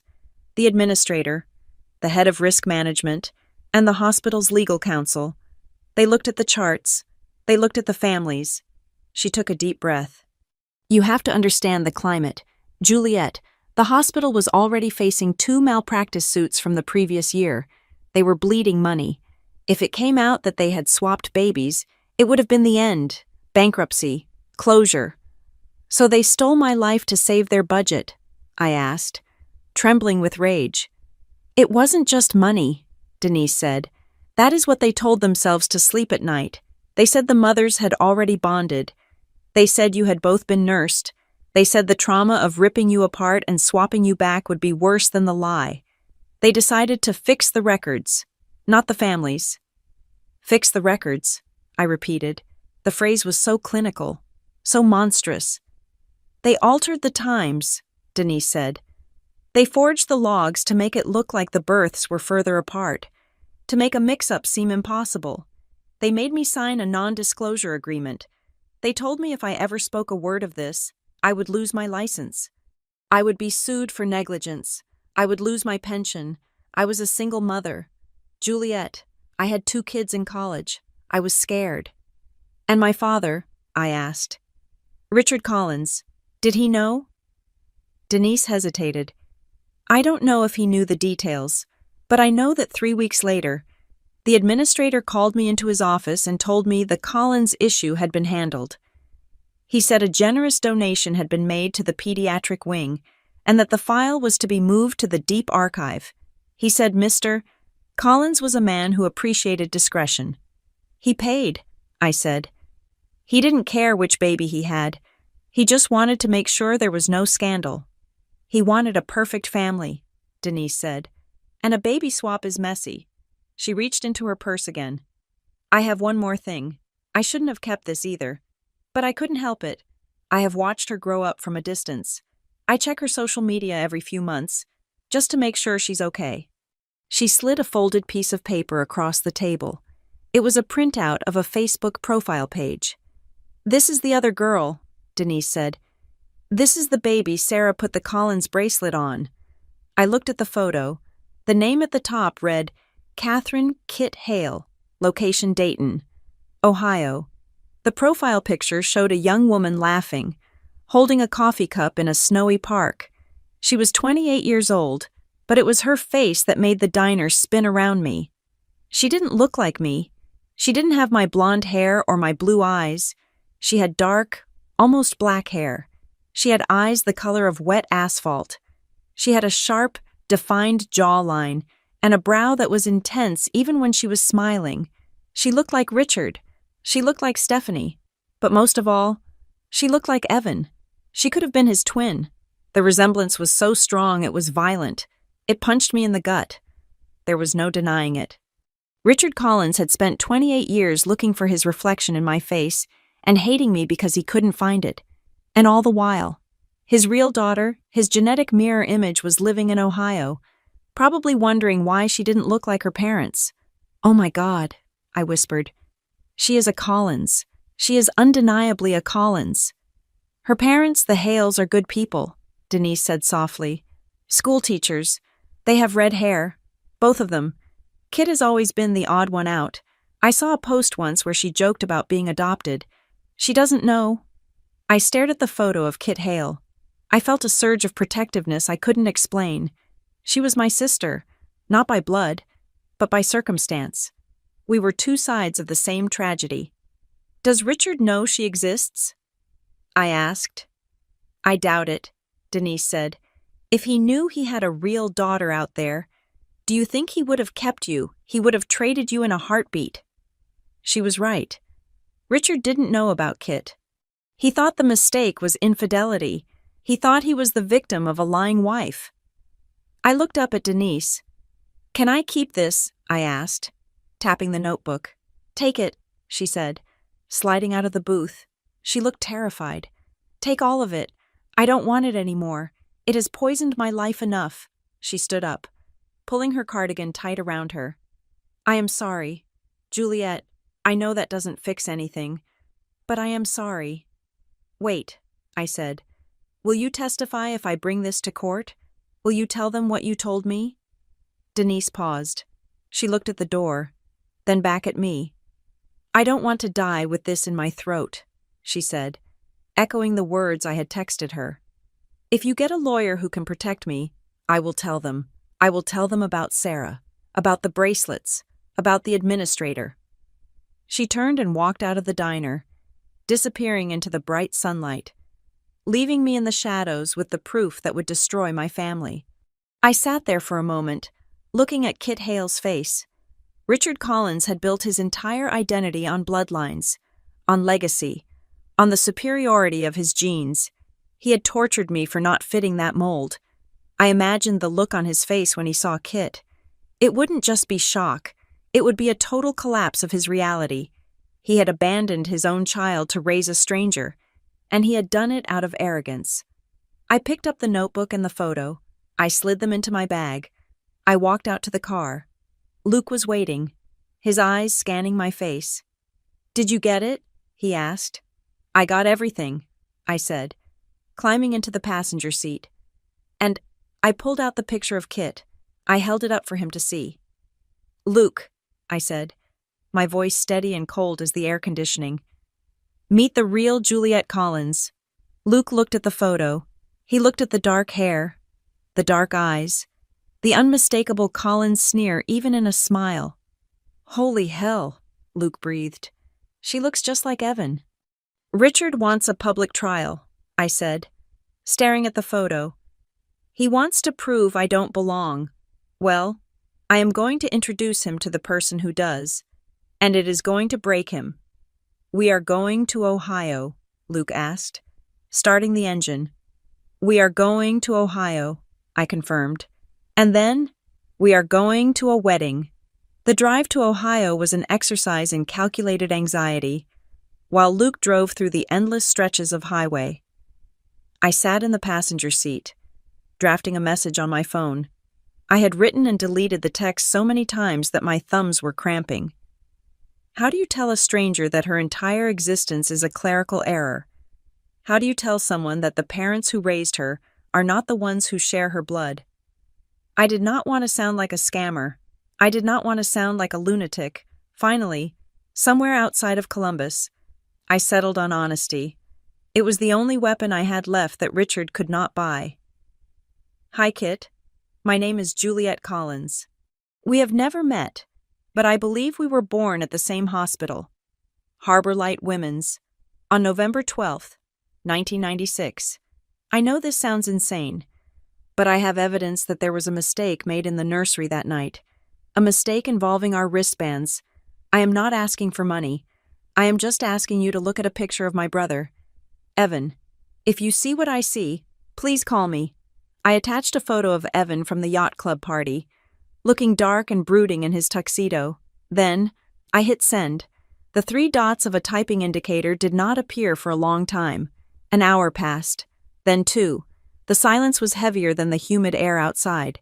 I began to wonder if she had blocked me, or if she was laughing at the crazy girl from the internet. Then, my phone buzzed. I have been told my whole life that I must be the milkman's kid. The text read, "My parents are redheads.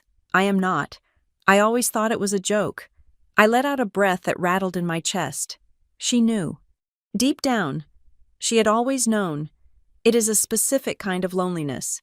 Growing up in a house where you don't match the furniture. I texted back. "It wasn't a joke. It was a switch. I have the nursing logs. I have the witness. And I have a DNA test that proves I am not a Collins, which means you are." This time, the response was immediate. "Can we FaceTime?" I pulled down the visor mirror and checked my face. I looked exhausted, pale, and terrified. I looked like a woman who was about to burn down her own life. I accepted the call, the screen filled with a face that made my heart stop. It was not like looking in a mirror. It was like looking at a ghost of the family I was supposed to have. Kit Hale had the Collins jawline sharp, aristocratic, and stubborn. She had the dark, heavy-lidded eyes that Richard used to intimidate boardrooms. She even had the same slight furrow in her brow that Evan got when he was thinking. She was sitting in what looked like a small apartment kitchen, wearing a vintage t-shirt, her dark hair pulled back in a messy ponytail. She stared at me, and I stared at her. We were strangers, yet we were the most intimate people on earth. We were the variables in an equation that had finally been solved. "You are blonde," she said. Her voice was deeper than mine, raspy. "My mother, my biological mother, Mrs. Hale, has blonde hair," I asked. Kit nodded slowly. "Strawberry blonde, and blue eyes, just like you." She leaned closer to the camera. "I saw the picture of your brother, Evan. I looked at it and, God, it was like looking at a male version of myself. It freaked me out." "It should," I said. "He is your brother, Kit, your biological brother." "And the man?" she asked. "The father, Richard Collins," I said. "He is a complicated man." "Rich?" she asked, picking up on the name. "Very," I said, "and very concerned with legacy, which is why we need to do this right. I need you to take a test, Clear Helix, the same lab I used. It is legally admissible. I will pay for it. I will overnight the kit to you. Kit went silent. She looked down at her hands.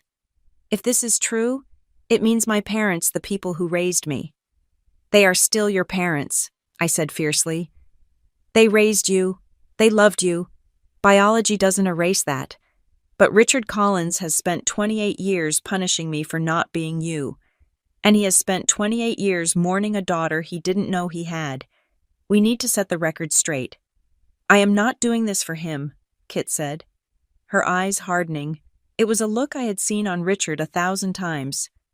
I am doing it because I am tired of feeling like an alien in my own life. Good, I said. Because I am planning a party, and I want you to be the guest of honor. While the DNA kit was winging its way to Ohio, the war on the home front was shifting from emotional to tactical. I had returned to Richmond, turning my apartment into a command center. Luke was handling Denise, coordinating with Marcus Thorne to get her affidavit notarized and her legal protections in place. I was handling the stage. Margot was the architect. My grandmother had listened to the plan without blinking. She didn't try to talk me out of it. She didn't plead for family unity. She simply asked, "How big do you want the explosion to be?" "Nuclear," I had replied. So, Margot did what Sinclair women do best. She threw a party. She booked the Sinclair Gardens estate, a sprawling property that had been in her family for generations. It was neutral ground, not Richard's house, not his club. It was her territory. She sent out invitations for an emergency engagement celebration, a title vague enough to intrigue but formal enough to demand attendance. And then, she did the masterstroke. She invited the exact list of people Richard had copied on his mass email. The board members, the cousins, the pastor, the rivals. By inviting the very audience Richard had tried to turn against me, she forced his hand, if he didn't show up. He looked weak. If he did show up, he was walking into a trap, but Richard was not idle. 2 days before the party, I received a notification from the bank. My credit card was declined at the grocery store. I logged into my accounts. The balances were 0. Then, an email from the family lawyer, the same one who had drafted the prenup. It was a formal notice that Richard was activating the non-paternity clause of the Collins Family Trust. He was petitioning to have all assets previously allocated to me, including the funds for the wedding and the down payment on our house, transferred immediately to the primary beneficiary, Evan Collins. He was freezing me out. He was trying to starve me into submission. Luke saw the screen over my shoulder. He emptied the joint account. He is trying to squeeze, I said, closing the laptop. He thinks if he cuts off the money, I will be too busy scrambling for rent to fight him. He thinks this is about financial survival. Is it? Luke asked. We can cover the rent, Jules, but the wedding deposits the vendors. Let them bounce, I said coldly. I don't care about the flowers. I don't care about the cake. Richard is playing checkers. He is moving pieces around to protect his wallet. He doesn't realize we are playing chess. And I am coming for his king. I picked up my phone and called the lawyer. I didn't scream. I didn't threaten to sue. I simply said, "Please inform Mr. Collins that I have received his notice. Tell him I understand his position and I will address all financial matters at the engagement party at Sinclair Gardens." It was a bluff. It made it sound like I was coming to beg. It made it sound like I was coming to negotiate a settlement.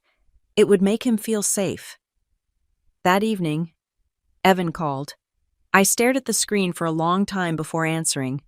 Evan calling, my brother, the boy I had protected from bullies on the playground, the boy who had watched me drown at the dinner table for 2 decades and never thrown a rope.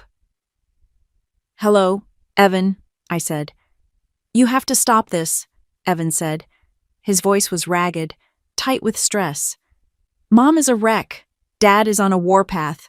He is talking about writing you out of the will completely.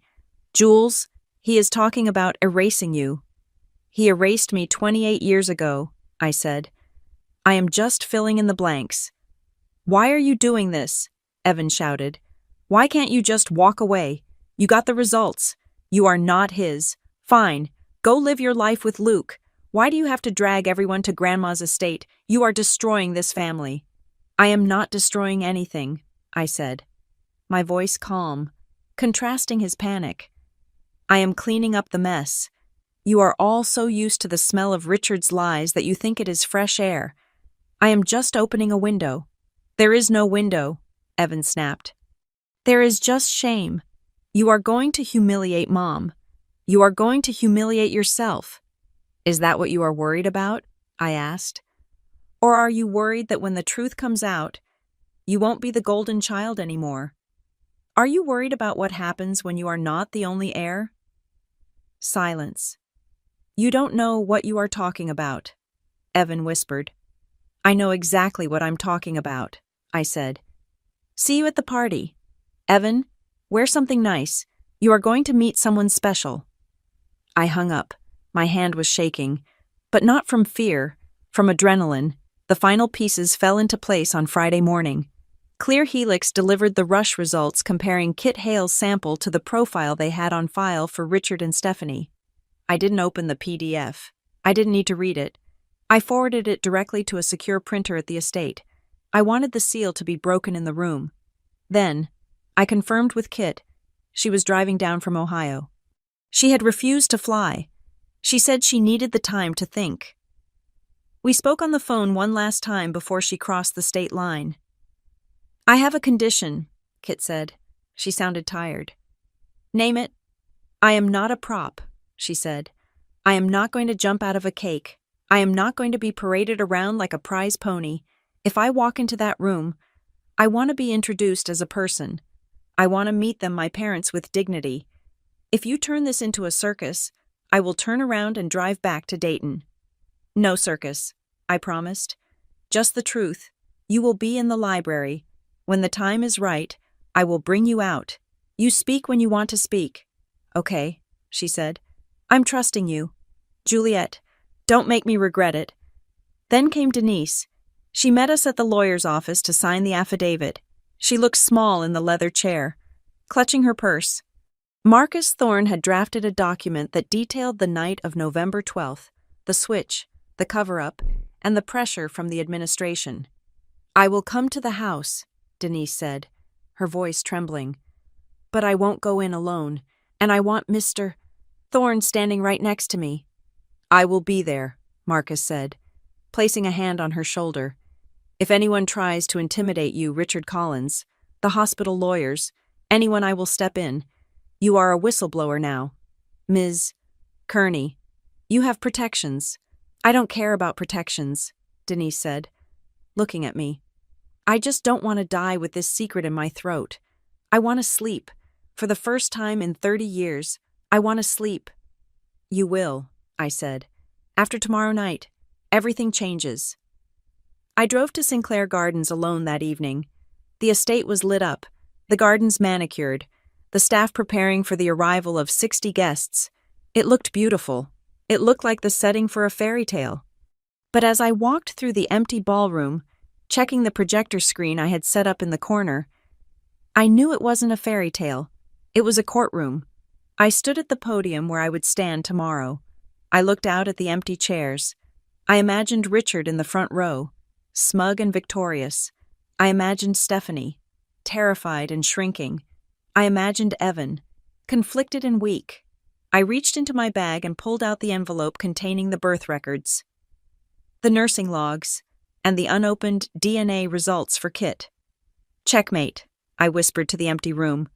The preparations were complete. The guests were invited. The evidence was secured. The witnesses were en route. Richard Collins thought he had discarded a daughter. He was about to find out that he had actually summoned a prosecutor. The air in the ballroom of the Sinclair Gardens estate was not festive. It was electric. Charged with the static of 60 people waiting for a public execution, Margot had outdone herself. The room was a masterpiece of old Virginia elegance crystal chandeliers, heavy velvet drapes, and arrangements of white roses that looked almost funereal in their perfection. But the atmosphere was pure Roman Colosseum. The guests had arrived promptly at 7. These were not just friends. They were the recipients of Richard's mass email. They were the board members who controlled the future of the Collins Group, the cousins who had always envied Evan's inheritance, and the social climbers who fed on scandal like vampires feed on blood. They held their champagne flutes like weapons, their eyes darting around the room, whispering behind manicured hands. They were here to see the affair child beg for forgiveness. They were here to watch Richard Collins cut me out of the family tree with a surgical knife. I stood near the projector screen I had set up in the corner. To the casual observer, it looked like a standard engagement party setup, a slideshow of childhood photos, a sentimental journey through the years. I had even loaded the first slide a picture of me at 5 years old, sitting on a pony, smiling obliviously, but underneath that file, in a folder simply marked "The Truth," sat the scans of the nursing logs, the affidavit from Denise, and the side-by-side DNA results that would turn this room into a crater. Luke stood beside me, his hand resting on the small of my back. His touch was the only thing anchoring me to the earth. He was wearing a dark suit that we had bought yesterday, and he looked like a guardian. He could feel the tremors running through my spine. "Breathe," Luke whispered, leaning close to my ear so the nearby guests wouldn't hear. "You are tight as a drum string." "I just want it to start," I murmured, scanning the crowd. "I want to wipe that look off their faces." "Remember what we talked about," Luke said, his voice low and steady. "You are not doing this out of rage. Anger is messy. Anger makes mistakes. You are doing this for order. You are restoring the balance. Do not let him bait you into a screaming match." "Revenge by order," I repeated his mantra. Cold, clinical, final. I looked across the room at my mother. Stephanie Collins was standing near the bar, clutching a glass of sparkling water. For 28 years, I had watched this woman shrink under the weight of Richard's accusations. I had watched her tremble, apologize, and fade. But tonight, something was different. She was pale, yes, and her hands were shaking slightly, but she was standing straight. Her chin was up. She knew. She knew she hadn't cheated. The DNA result I had shown her, the 0% match, had terrified her, but it had also liberated her. She was no longer the adulterous wife. She was a victim of a theft. And for the first time in my life, she wasn't looking at Richard with fear. She was looking at the door, waiting for him, with a strange, tragic defiance. Evan was standing near the entrance, checking his watch every 30 seconds. He looked like he was about to be sick. He was the golden boy, the heir. But tonight, he looked fragile. He caught my eye across the room and quickly looked away, burying his nose in his drink. He knew something was coming, but he didn't have the courage to ask what it was. He was just hoping the blast radius wouldn't hit his trust fund.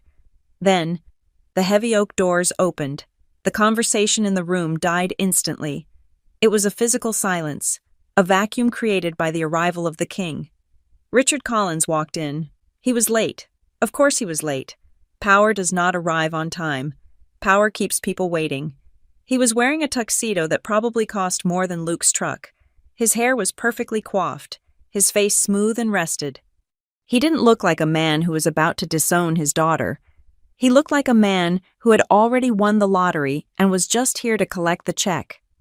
He paused at the top of the short staircase leading down into the ballroom, surveying his kingdom. He smiled that tight, shark-like smile that didn't reach his eyes. He nodded to a board member. He winked at a cousin. He radiated victory. He walked down the stairs, and Evan immediately fell into step beside him, like a nervous squire attending a knight. "Dad," Evan whispered, loud enough for me to hear from 10 feet away. "Maybe we should do this in private. The room is tense." Richard laughed. It was a booming, confident sound. "Nonsense. Evan, we are all family here, and family values honesty above all else." He walked straight past me. He didn't even look at me. It was a deliberate snub, a signal to the room that I was already invisible, already erased. He walked to the front of the room, where Margot was sitting in a high-backed velvet chair. My grandmother did not stand up. She sat with her hands folded over her cane, wearing a black dress that made her look like a Supreme Court justice. She stared at Richard with eyes that could cut glass. "Richard," Margot said. Her voice was ice. "You are late." "Fashionably so." "Margot," Richard said, leaning down to kiss her cheek. She pulled away slightly, leaving him to kiss the air. He didn't flinch. He just straightened his tie and turned to face the room. "Well," Richard said, clapping his hands together. "Shall we get started? I believe we have some business to attend to before we cut the cake." My heart began to hammer against my ribs like a trapped bird. This was it. I glanced toward the side door, the one that led to the library. Behind that door sat Kit Hale. I had checked on her 20 minutes ago. She was pacing the floor, twisting a ring on her finger. She had asked me, "What if they hate me? What if I walk out there and I am just the person who ruined their lives?" "You are not the ruin," I had told her. "You are the restoration." I looked toward the back of the room, into the shadows of the alcove. Denise Kearney was there, sitting next to Marcus Thorne. She was clutching her purse so tightly her knuckles were white. She looked terrified, but she hadn't run. She was holding the weight of 28 years in that bag, and she was finally ready to put it down. Richard signaled to the AV technician to cut the music. The string quartet faded into silence. "If I could have everyone's attention," Richard boomed. He didn't need a microphone, but he took the one offered to him anyway. He liked his voice amplified. The guests turned, 60 pairs of eyes fixed on him. "I know why you are all here," Richard began, his voice dropping to a confidential, serious register. "You received my email earlier this week. It was a difficult message to send. No father wants to admit that his family is flawed." He paused for effect. He looked at Stephanie. She stared back, her face unreadable. "For 28 years," Richard continued, "I have tried to be a good man. I have tried to raise a child who was not my own. I did it to protect my wife. I did it to protect the Collins name. But there comes a time when silence is no longer a kindness. It is a liability." He turned slowly, pivoting on his heel until he was finally facing me. "Juliet," he said. The spotlight seemed to swing toward me. I felt the heat of it. I felt the judgment of the room. "I asked you to come here tonight for a reason," Richard said. "I know you are angry about the trust fund. I know you are panicked about the wedding. But this is not about money. This is about integrity." He reached into his breast pocket and pulled out a folded piece of paper. It was the printout of the DNA results, or rather, the first page of the results, the page that excluded him. "I am prepared to offer you a settlement," Richard said, holding the paper up like a verdict. "I will cover the costs of your wedding. I will provide a modest stipend to help you start your life. But in exchange, I need you to do something for me. Something you should have done years ago." He took a step toward me. "I want you to admit it," Richard said softly. "I want you to stand here, in front of God and your family, and admit that I was right. Admit that you are not a Collins. Admit that your mother lied to me, and admit that you have known it all along." The room was so quiet, I could hear the hum of the projector fan. He was offering me a buyout. He was paying me to validate his decades of cruelty. He wanted me to take the money, brand my mother a cheater, and walk away so he could play the benevolent victim forever. It was a masterstroke of manipulation. I looked at Evan. He was staring at his shoes, unable to witness the slaughter. I looked at Luke. He gave me a barely perceptible nod. Order. I stepped away from the wall. I walked past the projector screen. I didn't look down. I walked until I was standing right next to Richard on the small riser. I was eye level with him. I could smell his expensive cologne. I could see the tiny veins in his eyes. "You want the truth, Richard?" I asked. My voice wasn't amplified, but in the silence of the room, it carried to the back corners.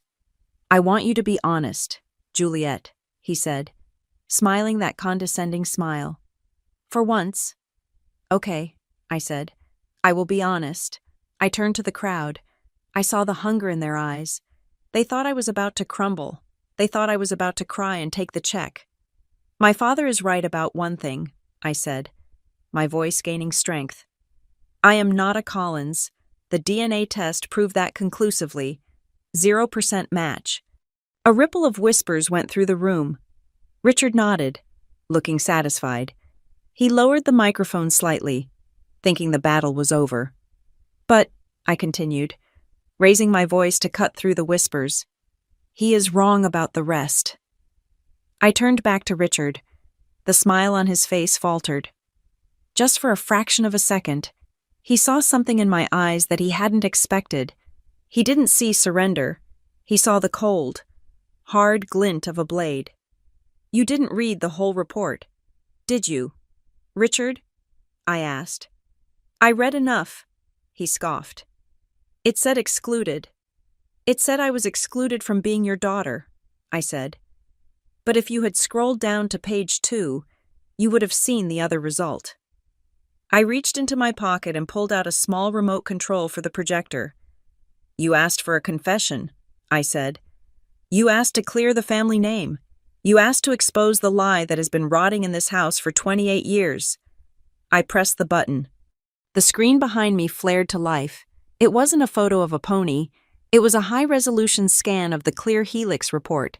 Subject Stephanie Collins. Relationship maternity. Result 0.00%. Excluded.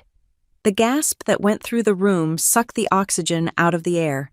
It wasn't a whisper this time. It was a collective shock. Richard turned around. He stared at the screen. He blinked. He squinted. What is this? He demanded, his voice losing its smooth polish. What kind of trick is this? It is not a trick, I said. It is the truth you asked for. Mom didn't cheat on you. Richard, she never stepped out. She gave birth to a baby girl on November 12th, 1996. But she didn't bring that baby home. I clicked the remote again. The screen changed. It was the nursing log. The jagged handwriting. The times circled in red. 2340 Hale. 2342 Collins. 2 minutes, I said into the silence. 2 little girls born 2 minutes apart. 1 nurse, 2 wristbands, and a hospital that was too terrified of a lawsuit to tell you the truth. Richard looked at the screen, then at me. His face was draining of color, turning a sickly shade of gray. This is insane. You are making this up. Am I? I signaled to the back of the room. Marcus, please. Marcus Thorne stood up. He guided Denise Kearney into the light. The guests parted for them like the Red Sea. Denise was trembling, but she walked with purpose. She stopped 10 feet from Richard. Hello, Mr. Collins, Denise said. Her voice was weak, but it was clear. I don't know if you remember me. I was the charge nurse that night. Richard stared at her. Recognition flickered in his eyes, not of her face, perhaps, but of the threat she represented. You, he whispered. We switched them, Denise said. It was an accident, but the cover-up wasn't. The administrator told us to keep quiet. He said you had made a contribution. He said the file was closed. Lies, Richard shouted. He looked around the room, desperate to regain control. This is a setup. She paid this woman. It is a fabrication to get the money. I don't want your money. Richard, I said calmly. I told you.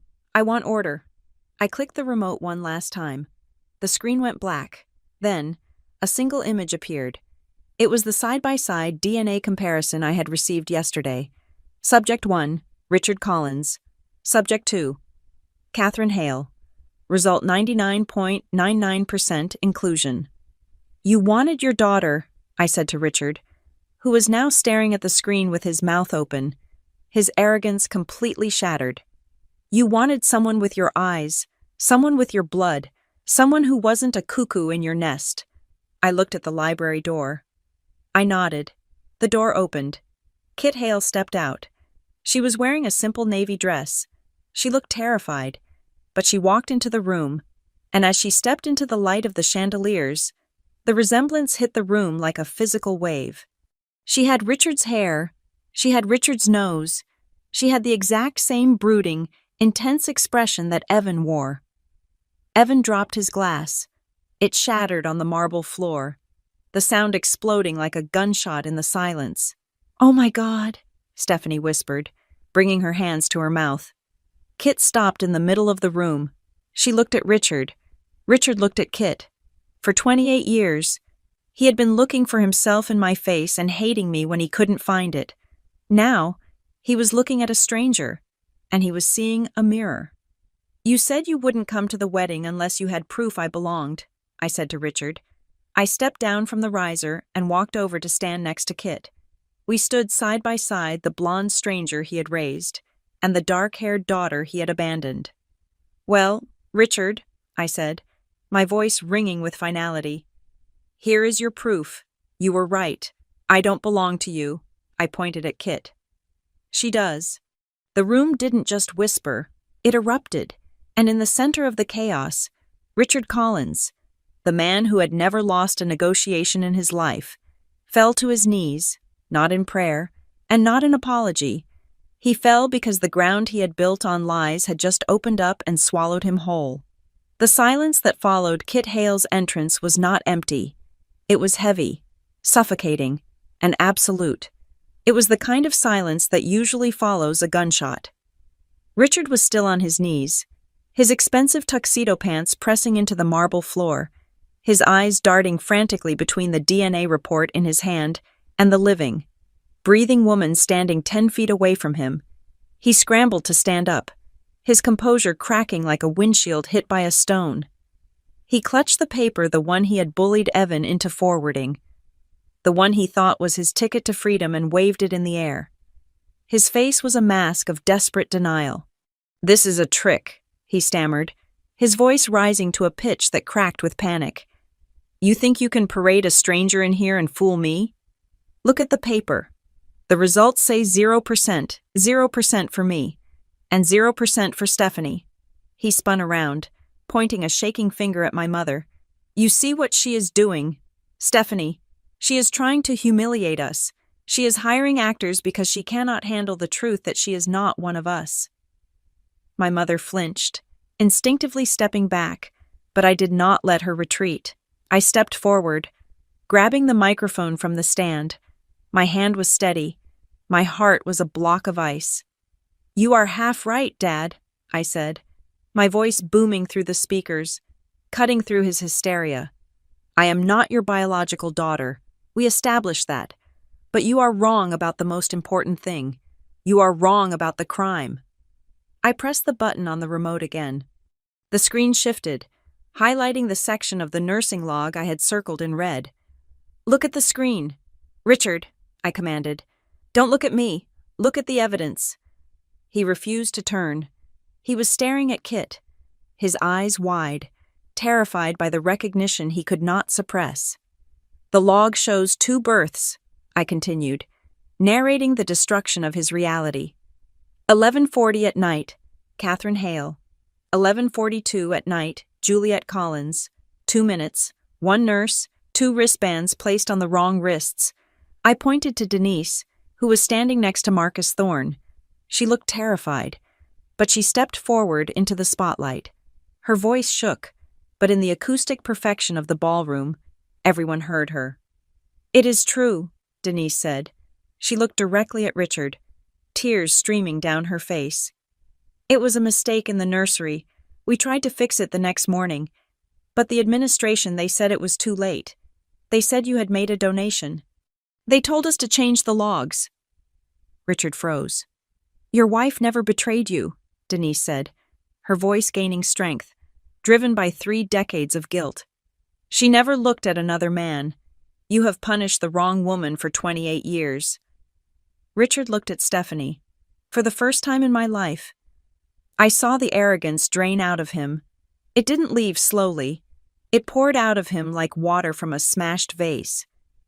He looked at Stephanie, really looked at her, and realized that every insult, every cold shoulder, every accusation he had hurled at her since 1996 had been a lie. He tried to speak, but no sound came out. He looked back at Kit. Kit had not moved. She stood with her hands clasped in front of her, watching him with those dark, intense eyes, his eyes. She didn't run to him. She didn't cry, "Daddy." She looked at him with the cool detachment of a stranger analyzing a wreck. "You are her," Richard whispered. It was barely audible. "You are mine." "According to the test, yes," Kit said. Her voice was calm, contrasting the chaos around her. "But I have a father in Ohio who taught me how to ride a bike and how to treat people with respect. I am just here to make sure you stop hurting my sister." She gestured to me. The word hung in the air. Sister. Richard looked between us. The blonde daughter he had rejected, and the brunette daughter he had never known. The realization of what he had done, what he had thrown away, seemed to physically strike him. His knees buckled again, and this time, he didn't try to stand. He slumped onto the riser, a king sitting in the ashes of his own castle. The guests were whispering furiously now. The board members were checking their phones, likely texting their brokers or PR teams. The scandal was already leaking out of the room. But we weren't done. Stephanie walked out from the edge of the crowd. She walked past Evan, who was still staring at the shattered glass on the floor, paralyzed by his own cowardice. She walked past Margot, who nodded at her once, a silent salute. Stephanie stopped in front of Richard. She looked down at him. She didn't look like the woman who used to hide in the garden shed to cry. She looked like the matriarch she was always supposed to be. "Stand up," she said. Richard looked up. Dazed, he slowly got to his feet, swaying slightly. "Stephanie," he choked out. "I didn't know. The hospital, they lied." "The hospital lied about a baby," Stephanie said. Her voice was low, trembling with a fury so pure it felt hot. "But you lied about everything else. You lied every time you called me a whore. You lied every time you looked at our daughter and called her a mistake. You took a clerical error and you turned it into a weapon to torture me." "I thought I was right," Richard pleaded. "I thought I was protecting the family." "You destroyed the family," Stephanie shouted, the sound echoing off the vaulted ceiling. "You chose suspicion over love. Every single day for 28 years. You had a choice, Richard. You could have loved Juliet anyway. You could have trusted me anyway. But you loved your ego more." She took a step closer to him. "I want one thing from you," she said. "Right now, in front of your partners, in front of your family, in front of the daughters you failed." "Anything," Richard whispered. He looked small. He looked old. "Apologize," Stephanie demanded. "Not for the mistake, for the cruelty. Admit that you were wrong to doubt me. Admit that you broke us." Richard looked around the room. He saw the faces of the people he had tried to impress for decades. He saw the judgment in their eyes. He realized that his reputation was gone, not because of a scandal, but because of his reaction to it. He looked at me. He looked at Kit. And finally, he looked at his wife. "I was wrong," Richard said. "Richard." His voice cracked. "I was wrong about you. I was wrong about Juliet. I let my pride, I let it rot everything." He covered his face with his hands. "I am sorry." It was the surrender I had waited a lifetime to hear. But as I watched him weep, I realized something strange. I didn't feel triumph. I didn't feel joy. I just felt relief. The monster under the bed wasn't a monster anymore. He was just a sad, broken man. I signaled to Luke. He killed the projector. The image of the DNA results faded to black, but the truth was burned into everyone's retinas. The party ended not with a toast, but with an exodus. The guests filtered out in stunned silence, leaving the five of us, me, Kit, Evan, Stephanie, and Richard standing in the wreckage of the Collins legacy. But the story didn't end in the ballroom. In the weeks that followed, the silence of the Sinclair estate was replaced by the noise of litigation. My lawyer, Marcus Thorne, didn't just file a complaint, he launched a crusade. With Denise's affidavit and the DNA results as the spearhead, we pierced the veil of the hospital's special archive. The discovery process was brutal. We found the email chains from 1996. We found the internal memos discussing the risk of catastrophic reputational damage. We found the wire transfer records connecting Richard's charitable donation to the exact week the nursing logs were altered. It turned out, Richard hadn't known about the switch specifically. He hadn't known he was swapping babies, but the record showed he had been informed of a potential identification anomaly and had instructed his lawyers to ensure the matter is resolved without publicity. He had paid for silence without asking what the silence was covering. His indifference was just as damning as malice. The hospital settled out of court for a sum that made the headlines. They issued a formal apology and overhauled their entire identification protocol, naming the new system after the two families they had destroyed the Hale Collins Protocol. Kit went back to Ohio, but she didn't disappear. We talked every day. She was slowly getting to know Stephanie, building a bridge over 3 decades of lost time. She wasn't ready to call them Mom and Dad, and she certainly wasn't ready to forgive Richard, but she was part of the story now, and Richard. He didn't fight the lawsuit. He didn't fight the divorce, either. When Stephanie finally filed it, he moved out of the Briarcliff estate and into a condo in the city. He resigned as CEO of the Collins Group, handing the reins to a board of directors because Evan, to his credit, refused to take the job until he had earned it. 6 weeks later, the day of my wedding finally arrived. The sun was shining over Richmond, a stark contrast to the storm that had started this journey. The church was full, not with the social climbers Richard had wanted to impress, but with the people who actually mattered. I stood in the vestibule, wearing white. My heart was calm. "Ready?" a voice asked. I turned. Stephanie Collins was standing there. She looked radiant in a blue dress that matched my eyes, her eyes. "Ready," I said. Traditionally, the father walks the bride down the aisle. It is a symbol of transferring property, of giving the woman away. We were not doing tradition today. Stephanie linked her arm through mine.